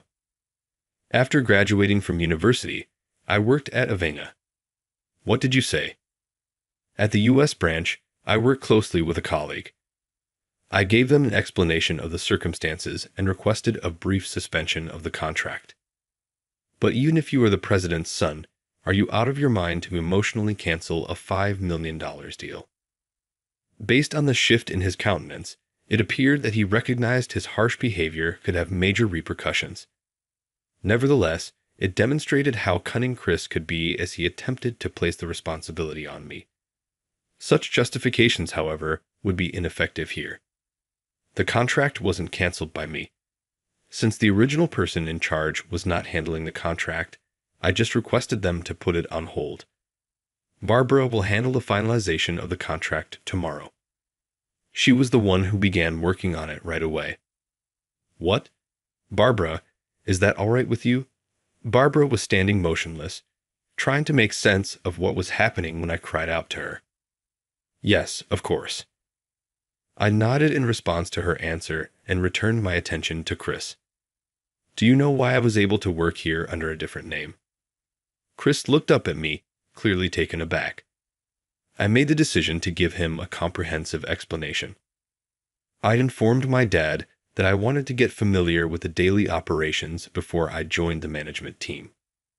He replied by asking me to look into the reason behind the high turnover rate in the sales department. I looked at Chris, who was starting to perspire a lot. Additionally, he requested me to see if other staff members were actually making a difference, or if the sales manager was the only one managing the majority of the big contracts. I have, therefore, been discreetly researching throughout. Well, we now know who wasn't really doing their job because of this most recent event. I kindly ask everyone to assist with the interviews since we will be initiating an internal investigation. I spoke to the staff members nearby before turning back to Chris, who was now focusing on the ground. All right, Chris, the interview will begin with you. My father and the other executives are waiting. Come on, let's go. I smiled and took the manager by the arm as he shook. Following an internal investigation, it was discovered that Chris had been taking credit for contracts he had previously helped Barbara with, even as he had done with hers on multiple occasions. It was discovered that Chris had been defrauding his subordinates of credit ever since he was promoted to sales manager. Many talented workers left the company as a result of his behavior, as they could not put up with it. Chris was an incompetent but good at sucking up staff members, and he bullied those who could do better, forcing them to resign. He allegedly said to these workers, "Your promotion depends on your sincerity," and demanded costly presents, like his wine and meat, from them on special occasions to show his appreciation. That's how I got promoted to manager, he even boasted, demonstrating how ingrained his behavior had become. As soon as these workers realized that Chris was failing, they all began to expose his behavior, which further demonstrated how unrespected he was by his teammates. How could such flagrant policy infractions within the organization have gone unreported for so long? After more research, it was discovered that Chris had been paying the HR manager, a former senior in college, with women and beer to bury complaints from subordinates and departing workers. Trapped in this scenario, the sales department employees could do nothing but put up with it until they could take no more, at which point they left, starting a vicious cycle. Chris's selfish actions caused him to lose valuable talent, which was a serious problem. Chris was fired from Funtoy when his actions eventually attracted the attention of the company's upper management. He was demoted to a regular employee, and the HR manager was held accountable for his conduct. I'll see to it that the gifted individuals who are still here are protected. So, the day after that occurrence, as I was eating my lunch, I remarked to Barbara, "Don't hesitate to tell me if anything comes up." After dealing with Avener skillfully, Barbara was able to negotiate a $5 million contract. Later, a close colleague of mine informed me that the agreement was finalized because Barbara's professionalism and sincerity were valued by Avener's officials. Therefore, Barbara, you have no reason to feel bad about working less hours. Actually, you ought to get credit for finishing tasks faster than others, I remarked. I'm grateful. It is a great honor for me to have my work acknowledged and to have such positive feedback. I'd also want to hear your comments because, as a mother, your viewpoint is vital for product planning. I continued. As she ate her lunch next to me, Barbara said, "Absolutely," with a radiant smile. Mr. Miller, what are your plans from here?" she inquired. "For the time being, I'll remain in the sales division. I've only recently arrived, so I still have a lot to learn about the daily operations, so I'll be depending on you guys," I answered. "That's good to hear. I see." I took a sip of my green tea from my bottle and remarked, "Likewise, Barbara, I'm sincerely thankful to have someone as capable as you on the team. Our competitors have heard about this recent occurrence, and Funtoy's reputation has suffered a little. To regain that image, we'll need to highlight our transparent and sincere approach going forward. Above all, when kids pick up our toys, we need to make sure Funtoy is a brand we can be proud of. I promise to see to it that we accomplish that. I want to guide us toward a better future while continuing to value gifted individuals like Barbara. I'll be the one to expand Funtoy into even greater things from now on."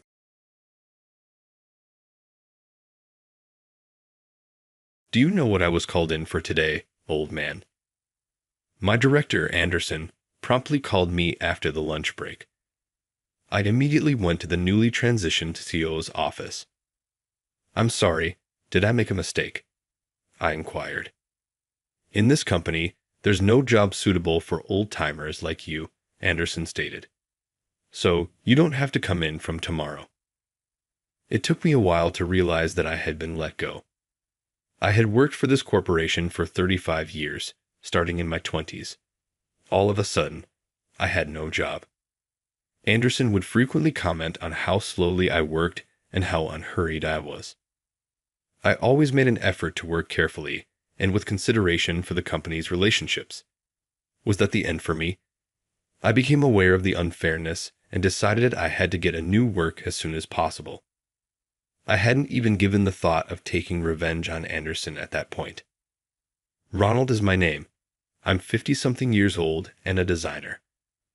I lost my wife only 3 years ago, and I've been living alone ever since. I immersed myself more deeply than ever in my work to drown my loneliness. It may seem unusual in this digital age, but I design with paint and paper. Both our clients and the prior CEO thought highly of my job. But it didn't appear like Anderson was a big fan. When the CEO wasn't present, he would frequently disparage me. A newer CEO takes over after the untimely death of the prior one. He was eager to phase out the previous technologies and introduce new ones. Anderson appeared to fully support these contemporary concepts, given his strong relationship to the CEO. I got the impression that he was in a rush to adopt a more contemporary mindset. The new CEO declared, "We will move all operations to computer-based systems going forward. It has been forbidden to use paint for patterns ever since. We were to use computer software instead. Despite having worked in this field for almost 30 years, I hardly ever used software for my designs. My level of understanding was comparable to that of a recently graduated student. I felt bad for not looking into this sooner. Recognizing my error, I began daily study of design software thereafter. At the company, there were people in their 20s who had just graduated from college. I was able to learn a lot from them and eventually develop the necessary skills to perform my work. The 30-something, second-generation CEO decided to implement this policy because she wanted to follow the latest fashions. The glances I got from Anderson hurt a little because I was the only one in this department who wasn't really experienced with design software. I used to study by fixing my subordinates' designs, but eventually I began getting assignments of my own. Having worked in the field for so long, I was sure that, with the right information, I could produce ideas that could stand up to those of the next generation. But it didn't appear like Anderson was all that impressed with my work. "You move a little too slowly. Get it together," Anderson said. "People younger than you move more quickly than you do." I apologize. I'm still a little behind. Make certain that you do. We are unable to offer you much work at this time due to the lack of quality. At least one such conversation took place each day. I was relieved when a subordinate who had witnessed this urged me not to worry and to ask them anything. But I started to panic and quickly lost confidence because I was rushed every day. This may not be the right career for someone my age. I considered retiring early as my retirement date drew near.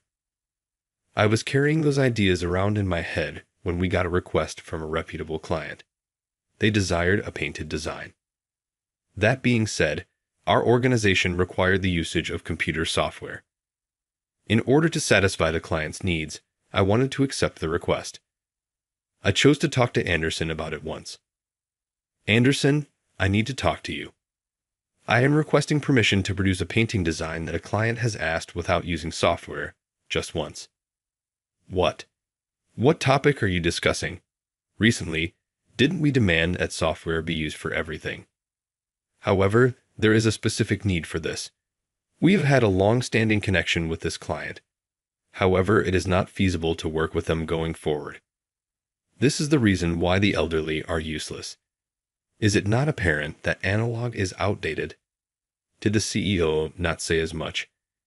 "Digital AI may perhaps be used in the near future. You cannot remain in this industry if you are unable to keep up." I picked up the junior's software knowledge. I can utilize either, depending on the circumstance and time of day. Is it still insufficient? You're an elderly, obstinate man. Simply give up. The CEO essentially threw me out of his office. Anderson has been adhering to the CEO lately and following his instructions. I made more unsuccessful attempts to negotiate with Anderson after that. It was long overdue that I responded to the client. Anderson called me into the CEO's office one day. I knew what would be discussed because I had basically no work remaining at that point. When I got there, I made a deep bow. Seated in his chair, the CEO cast a familiar, patronizing glance at me. People always make the same expression when they try to push you away, and I could recognize that one. Since we entered the room, I have to admit that I don't really recall much of what Anderson and I talked about. But one line in particular stuck out in my memory. "You don't have to come in starting tomorrow. I appreciate everything you have done thus far." I lost my position within 6 months of the second-generation CEO taking over. Furthermore, not just any exit. I lost my job. It was fortunate that my wife was no longer with me to witness this. This kind of a self-exposure would be embarrassingly uncomfortable. I left the company to the juniors who educated me about the software and the clients since I felt so sorry for myself, and I didn't say anything to anyone. I was sad, but since I was officially fired, I didn't have the guts to thank you or apologize. Benefits from job, I suppose, would start right away. Still, I was itching to go back to work. I was afraid I would even fall if I felt this down all the time. That was on my mind, but as someone once said, "Do you really think any employer would take a 50-year-old like me?" Despite my background as a designer, I was concerned that my incapacity to utilize the software might prove to be another obstacle. I sent resumes to several organizations for design, customer service, wholesaling, and secretarial employment despite my concerns. I must have distributed close to 20 resumes. Just one of the 5 companies who contacted me for an interview made it to the final stage. That particular business was a competitor of mine. I didn't think I would get the job. You undoubtedly possess the expertise. I looked at the designs you've been working on, and each one is beautifully crafted and visually pleasing. It would be a pleasure to collaborate with you. How would you respond? Really? Of course, I would adore collaborating with you. Then, how about we get started in a week? Please teach our newcomer the fundamentals of traditional design methods. I really appreciate it. Being appreciated for my abilities once more felt amazing. Once again, I was going to be a designer. I had been with the company for a month now, and I was slowly but surely picking things up. Then an unexpected event occurred. Almost $2,000 more had been taken home by me on my first paycheck at this company. Although it may sound a little harsh, this company offers really good income. Sam chuckled as I muttered something beneath my breath. Ronald, that's because you're so talented. I'm not sure how much money you made at your previous position, but you have a unique skill set that might succeed anywhere. Though a little shy, I was overjoyed. As I picked up the skills and gained recognition from Sam and my juniors, I questioned whether I was actually contributing to the squad. It was then that my phone rang. Anderson was the one. When I nervously replied, I was met with an indignant diatribe. You're not qualified as an adult or a professional. You're the reason why everyone is in difficulty. Please don't be upset. What took place? There's no time to dwell on the past. You quit your employment without turning in any paperwork. We don't have any historical statistics or client information. That's because there wasn't enough time, and I was told to leave on that day. Such pathetic justifications. How did you treat us? Within 2 days, submit the handover data, else you will be declared jobless and at liberty. Regards in advance. The call ended abruptly, and I was forced to take sole responsibility. If ENT found out that I was employed by a competitor, what would he think? At my current employment, I received new assignments that I needed to get started on right away. Troubled, I made the decision to speak with Sam. Sorry to bother you, Sam. My former employer called me just now and asked that I turn over the necessary handover paperwork immediately. I might leave for around 2 hours to take care of things. Well, that's all right, but you weren't exactly on good terms when you left that place, right? That is accurate, yes. You truly have the final say, Ronald. Although confidence can be difficult at times, you should have a healthy amount of it because you're doing a fantastic job. Although I knew in my heart that I didn't have to do this, his words made it official. I'm grateful. I will not move today. Sam smiled warmly at me after our talk and returned to his job. I didn't handle the handover documents that day. That was the end of my relationship with my previous employer. I apologize for the abrupt call. It's John here. Do you still recall me? It had been about a month since I'd hung up on Anderson and ended things when John, a former classmate, contacted me. I hesitantly answered the call, fearing that he might have been prodded by Anderson, only to hear an incredibly flat voice. Yes, you are in my memory. I apologize for causing difficulties and leaving so quickly. What took place today? Don't worry at all. I take it that the director and the CEO are the reason you left. We've been experiencing some issues. Apart from myself, it appears like everyone in their 40s and 50s is getting laid off based on what I've heard. It appears as though the younger workers who are still there are running the business. In addition, other issues have arisen as a result of the improper transfer. Actually, our CEO is nervous because we recently lost a big client. Additionally, there appears to be a lot of poor departmental communication, which results in missed deadlines. What actions should I take? In an attempt to comfort him a little, I suggested that such coordinating tasks should be left to a supervisor since he's a new recruit and doesn't bear that much responsibility yet. Then, he struggled to respond, saying, "The problem is, I'm the leader." The CEO told me that young people needed to stand up in this new age and that I should become a leader to include their thoughts after all of the senior workers quit. John sounded very hopeless. He recently joined this year and is a rookie. Even if I don't have the strongest will, I can sense that something is wrong. Even yet, I encountered opposition to the notion of voicing my disapproval to the director or CEO directly. I've heard a lot about his work, and it sounds like he has a lot on his plate, including meetings with the CEO, departmental coordination, client visits, and dealing with elderly staff. This might shatter him. He helped me learn how to use some design tools, so I wanted to return the favor by helping him. He mentioned that there was a client he used to manage, and it appeared like we were about to lose their contract, so I asked him what the biggest challenge was at the moment. The CEO has stated that's the one thing he wants to preserve above everything else. But to be honest, it doesn't seem likely given the current management approach. In fact, the customer I used to oversee preferred designs made with conventional pens and paper. I've reached my limit. I've been trying for 6 months, but I just can't do this anymore. However, I'm in charge here, and there are elders. It appears that he is thinking of giving up. Before his spirit crumbles, something needs to be done. I decided to tell John about an idea I had. He was taken aback at first, but it appeared that he eventually understood what I was saying. I appreciate you listening. I've decided, Ronald, because of you. You have my deepest gratitude. Come chat to me whenever you need to, John. I'm going to wait. I hung up the phone after that. I hoped I could help John in some way. I had taken the morning off on this particular day. To my amazement, when I awoke, I got more than 10 missed calls from private numbers. It might even be more than 30.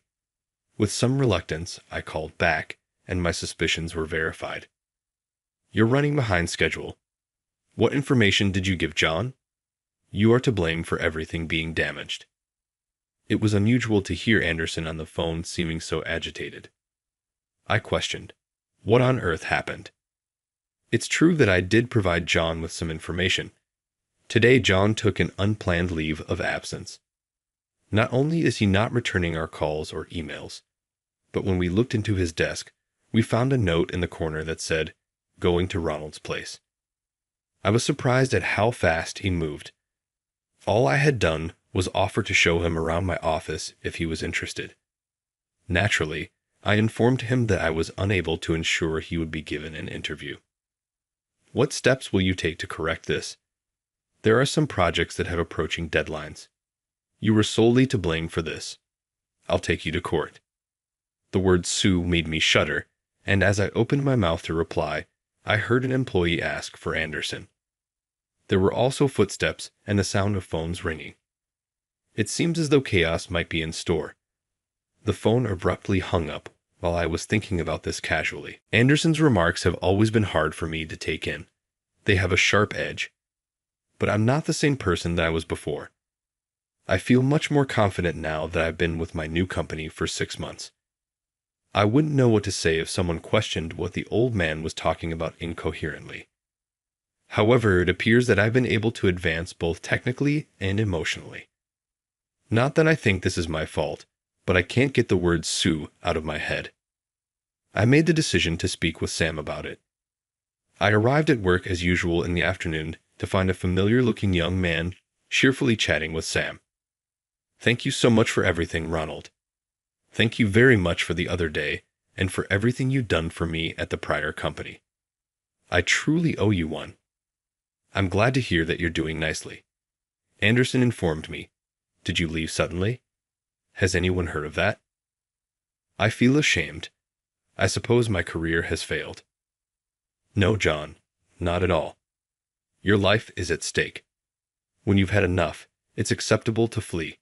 But in the event that you failed this interview, What were you going to do? Well, I would have winged it. Such a normal young person's reaction. That's a pretty nice way of thinking. Interestingly enough, he appears to be here for an interview. Do you know if he passed? A little uneasy, I looked at Sam. There was stillness for a time, then Sam smiled and raised his hands above his head to make a large circle. My shoulders were free of stress, and I felt relieved. John inquired later about my knowledge. I told him the truth about what had transpired that morning because he had quit. John left because of me. They vowed to file a lawsuit. I wonder whether someone will sue me. After a moment of confusion, Sam smiled his typical smile and reassured me that I should feel secure because after everything that John and I had gone through, there was no way for the other side to prevail. What they seem to be doing seems like unjust termination based on what you've told me. Perhaps our argument is stronger. Have self-assurance. By the way, was the CEO always that kind of person? Sam thought back to our past drinks together and the times our firms had worked together. It reminded me of the old-fashioned kind and collected manner of the CEO he mentioned. That may be the father, the CEO from the first generation. Once he died, it went to the second generation.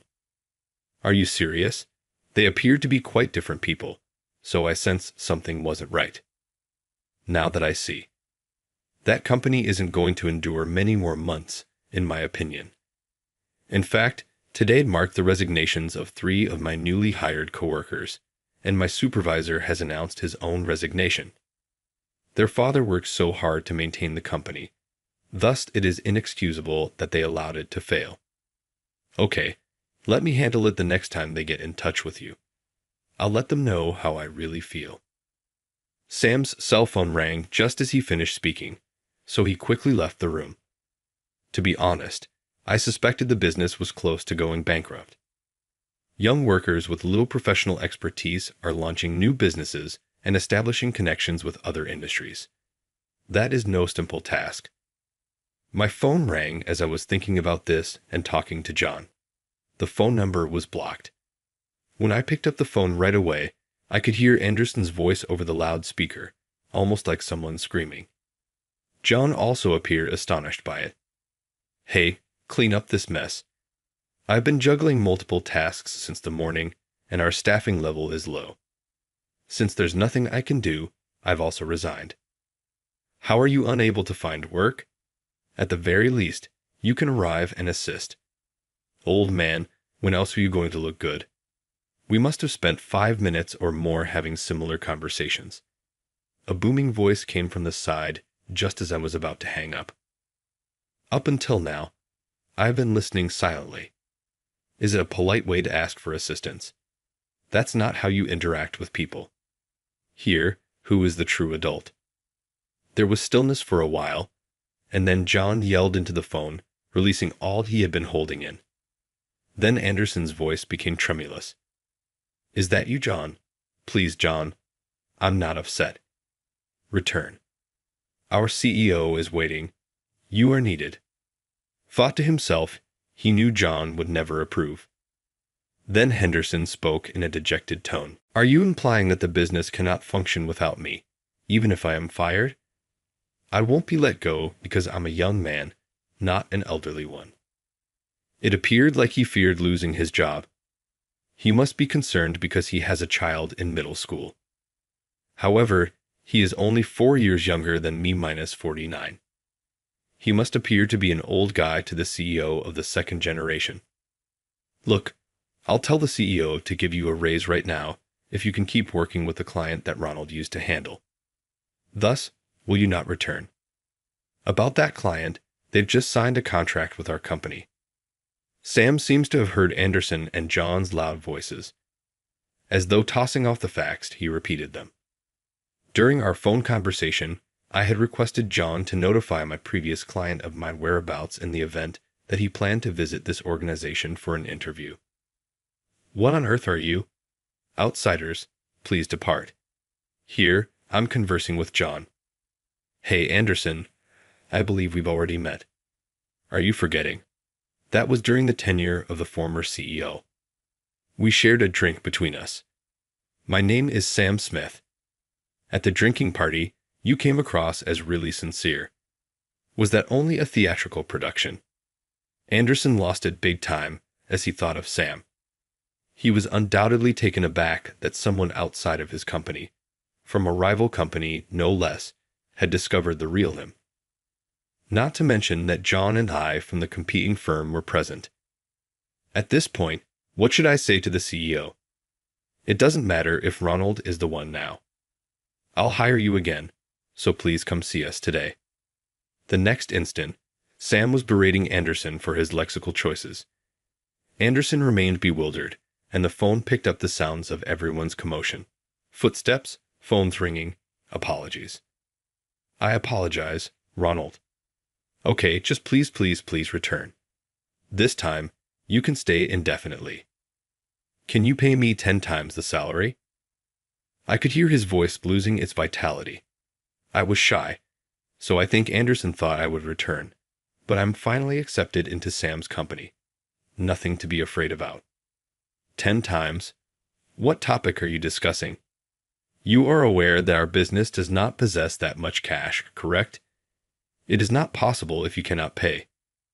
As you are, please give it your all. At my current job, I'm paid roughly twice as much as you people. I'm not planning on returning.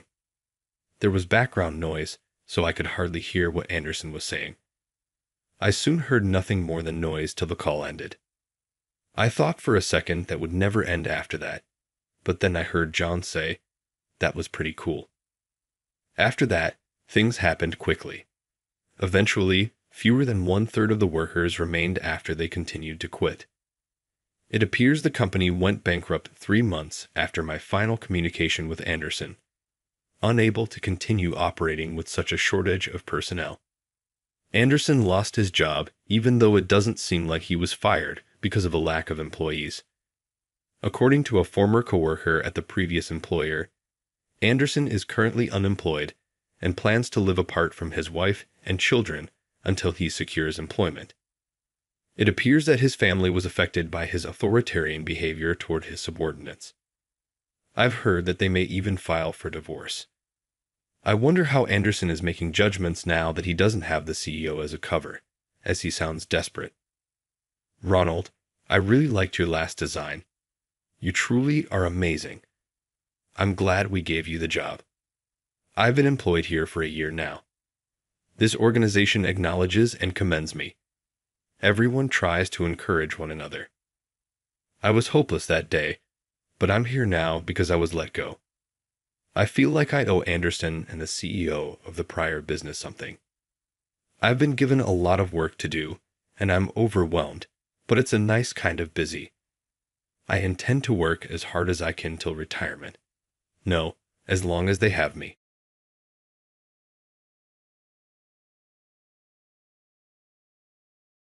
Do you really believe you can fool my sister and get away with it? You had best put this right. I once came into a weak-looking, extremely gorgeous high school girl in the park. When taking her to the hospital, I made the decision to care for her in my house when she stated she had nowhere else to go. But shortly after, a black, high-end automobile pulled up in front of my apartment, and someone started tapping the intercom many times. I was terrified as I cautiously opened the door and saw a gruff-looking man with obvious criminal links standing there. He yelled, "I want the girl back," as his forehead veins swelled. I was brought to a mansion with little or no option. My name is Richard. My passion for books led me to pursue a career in librarianship. To be honest, it doesn't pay much, but I get great satisfaction from spending every day among my favorite books.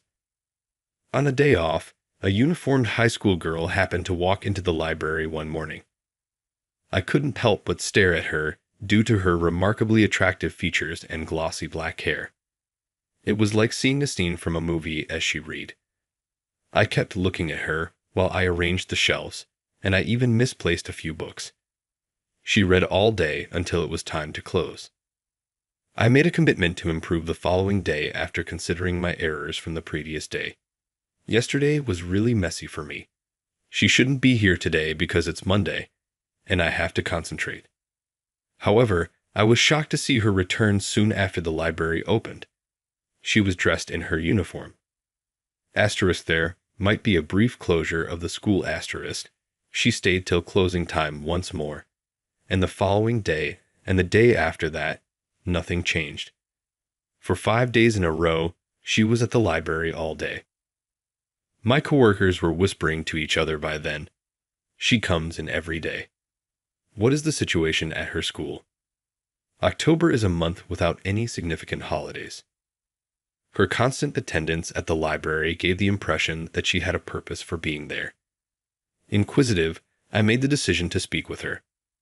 Hey, you must be a high school student. Are you enrolled in Stern High School? With a terrified expression, she got up and hurried out. She was moving too quickly for me to keep up with, so I lost sight of her. She never went back to the library after that day. I couldn't help but worry about her well-being. Since I didn't know her name or how to get in touch with her, there was nothing I could do. All I could do was pray she was okay. 3 days later, I had to take a detour because of road construction on my way home from work. In the park, I noticed a uniformed girl seated on a bench. Asterisk, that's the girl from high school asterisk. Hey, you're the girl from the other day, right? I hurried over to greet her. She replied, No, don't look at me, as she quickly covered her face with her hands in shock. Her outfit was a touch soiled, and her hair was a little messy. I questioned, concerned, What's your name? Her name was Emily, she nervously replied. Have you spent the night here? How are your folks doing? She clung to my arm, pleading with me for assistance. Please don't contact my parents or the school. Emily looked quite pale, which made me worry even more. October has seen a lot of pleasant days lately, but chilly snaps could strike at any time. Furthermore, it is evident that a high school girl napping in her uniform in a park is extremely risky. I nodded silently and chose to listen to her story, because I knew that if I reprimanded her now, she would probably simply turn and run from me again. All right, I get it. Please just relax. Emily released my arm in relief, but passed out on the bench right away. Emily, are you okay? She didn't react when I repeatedly shouted her name and gave her a shake. I dialed an ambulance in a panic. Not too long after, the ambulance showed up. I paused for a second when the paramedic inquired about my connection with Emily. Emily appeared to have a good reason for not wanting anyone to get in touch with her parents or school. However, if I claimed to be a stranger, they might look into it and get in touch with her family anyhow. I lied and said I was her brother, and after a moment of hesitation, I went with her to the hospital. Emily, fortunately, wasn't really sick. She hadn't eaten in 3 days, which led to anemia and dizziness, according to Dr. Smith. To allay Dr. Smith's suspicions, I disclosed to him that my sister had recently been dieting. I remained at her side till she healed because I couldn't just walk away from her. She was feeling much better after receiving IV fluids throughout the night, and she thanked me gratefully. I apologize for the inconvenience. I appreciate you covering the expenses and lying to the hospital staff. I will undoubtedly repay you. What are you going to do now? Don't worry about the money. Will you be spending the night in the park once more? She looked down and remained silent when I inquired out of concern. I let out a long sigh. Is going back to your family still not an option? No. I see. How about spending the time here at my house? What? Oh, it's not like that. I hastily added after realizing how that sounded. You can never again sleep in the park, in my opinion. I explained, a little uncomfortable, and Emily laughed softly. I recognize. Then, I'll accept your offer, she grinned and nodded. We returned to my apartment, where I prepared a basic lunch and allowed her take a shower. Even though dinner was merely a stir-fry of chicken and veggies, Emily seemed delighted and ate a lot. It was really tasty. I haven't eaten a warm supper in a long time. As a thank you, I'll cook tomorrow. Are you a cook? That seems exciting to me then. She smiled shyly. Well, don't expect anything fancy. I got her some basic requirements because she would be staying for a while, but she insisted on wearing my clothes rather than new ones. She said, sporting one of my baggy shirts, I feel bad about you buying clothes for me, which somewhat elevated my heart rate. My previously boring life was unexpectedly made happier by living with Emily. She always greeted me with a smile in the morning. Good morning. After our breakfast together, she would send me on my way to work. I hope you have a pleasant day. And she would say, welcome back to me when I got home. In the evenings, we would talk and watch TV. We slept in different rooms, but we didn't share a bed. With her present, these ordinary times became incredibly delightful. Has my smile always been this big? I used to have a really stern countenance because I was often buried in literature. However, I've noticed that I smile constantly these days. Even I was surprised when I realized that I was humming while working or walking home. My coworkers frequently made fun of me for the change, asking, did something nice happen, Richard? These days, you seem so content. Have you found a girlfriend? It was around this time that I came to a crucial realization. I love her. I hope we can be together forever. She is still a high school student, though, and I am currently serving as her guardian. Taking everything into account, I found it difficult to admit my emotions. So, what do you think of me? Emily asked me one day, maybe weary of waiting. She crossed her arms.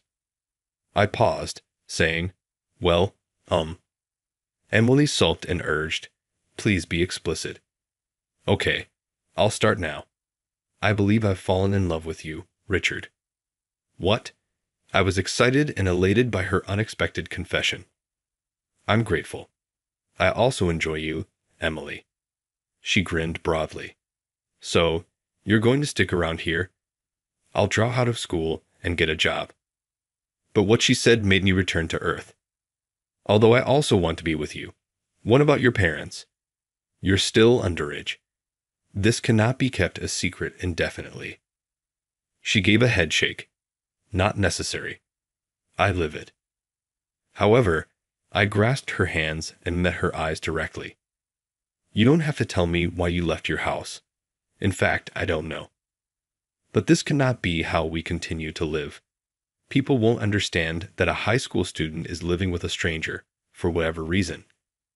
Your parents may be concerned about you. At the very least, tell them your location. But she yelled, no, with conviction, and stopped me. Certainly not. You'll be hurt if we get in touch with them. I will suffer harm. For a split second, I thought that the fear might subside if something untoward happened.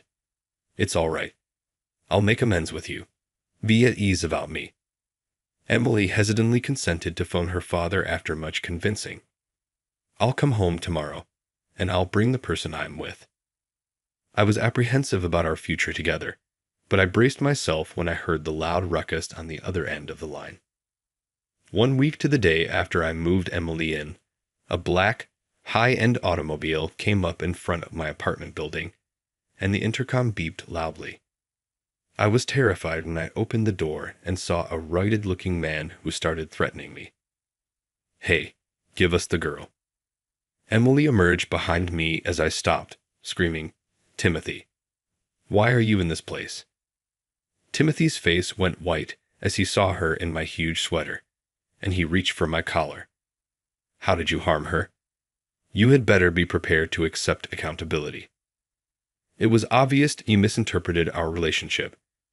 Emily moved in to stop him in a flash. Timothy, stop. It was he who gave me assistance.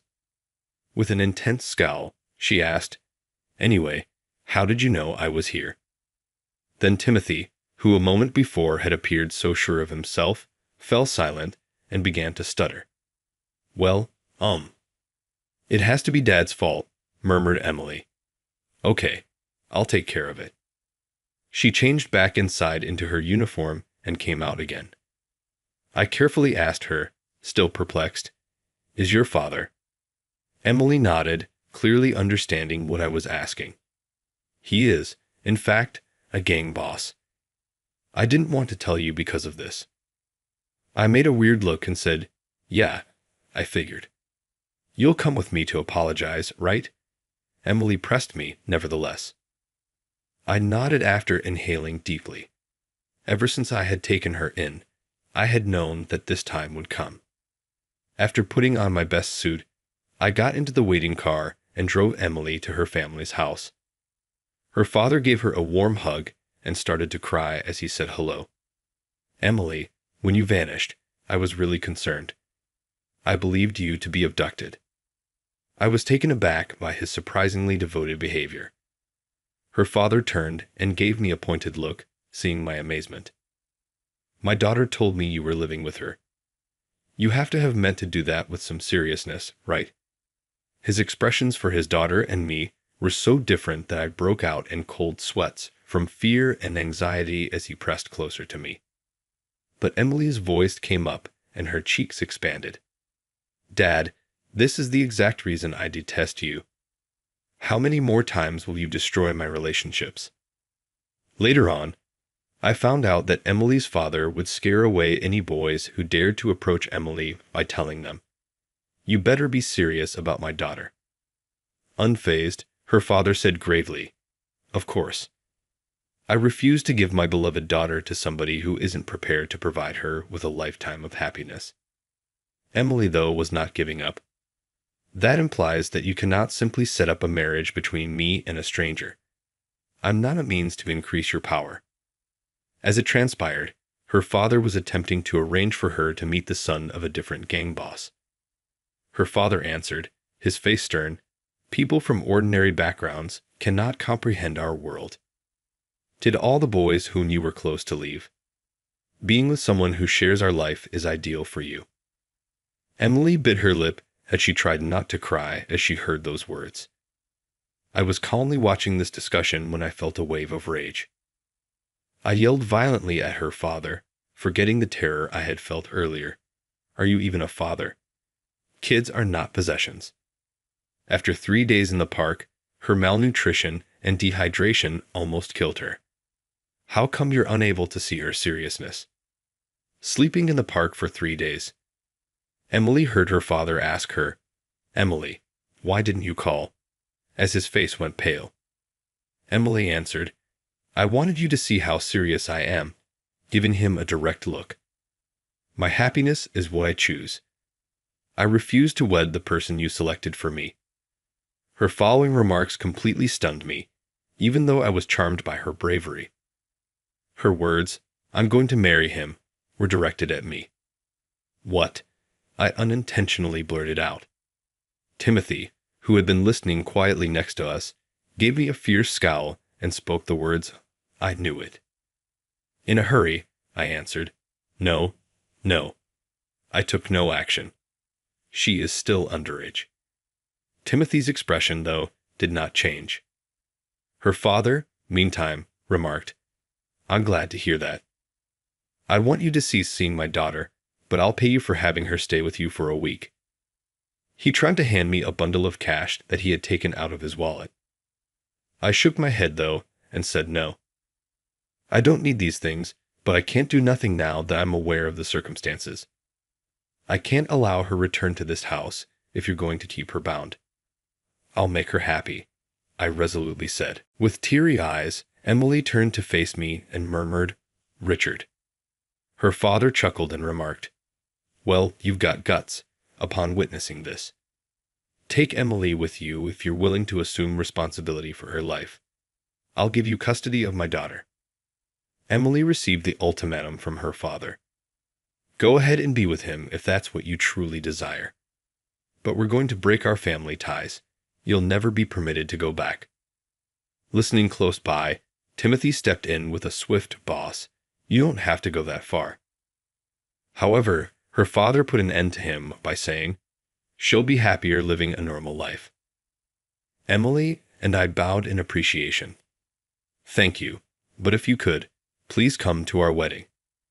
You should be there for her on her special day since you are her father." Her father answered, appearing to soften a little. "Okay." Timothy was told to turn the car around. "I swear to be her father until I see her in her wedding dress," he said.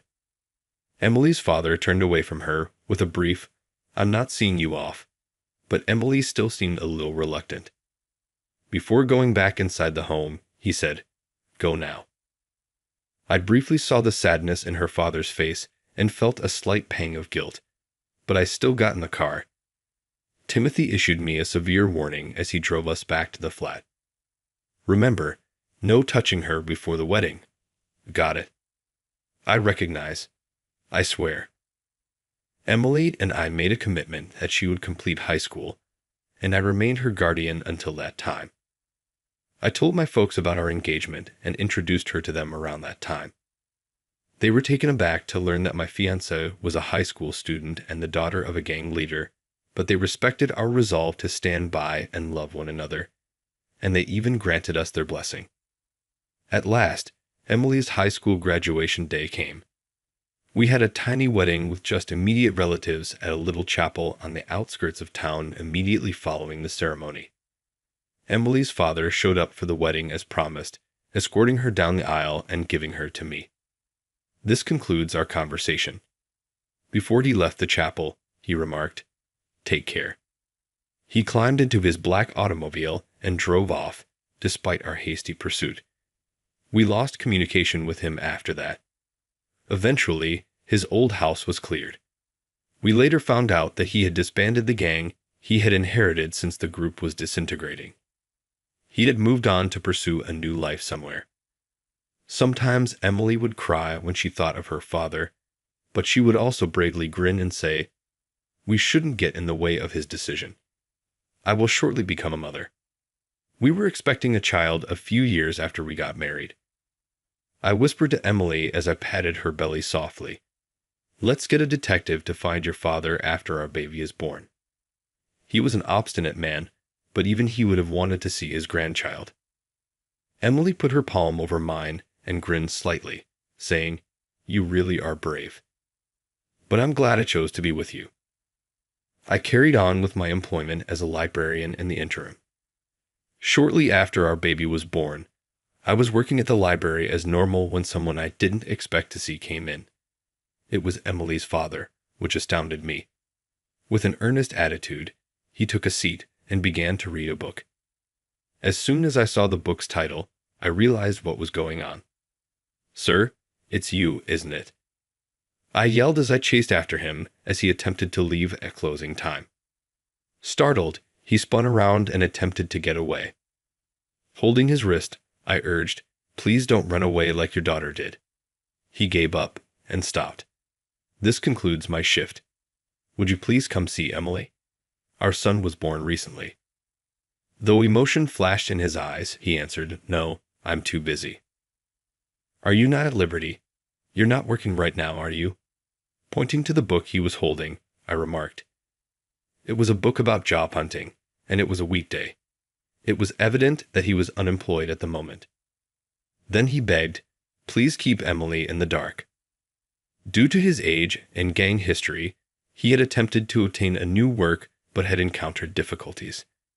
He looked hurt and stated, "I don't want Emily to know about this pathetic situation.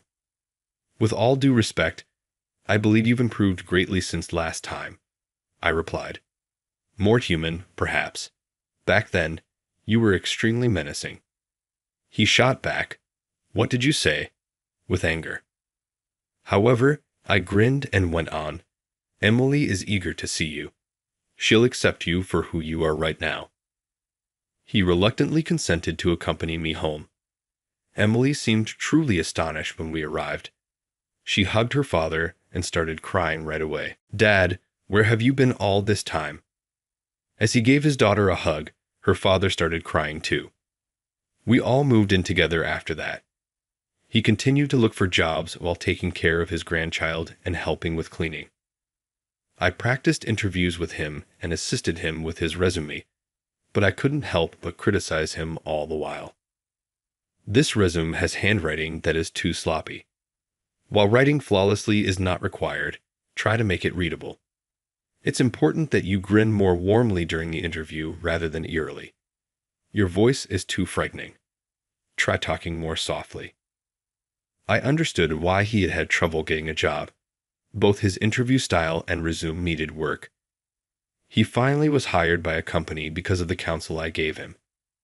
He now spends his days obeying orders from superiors, which is different from before, but he enjoys his work. Working with others brings me such fulfillment, he remarked one evening after finishing his shift.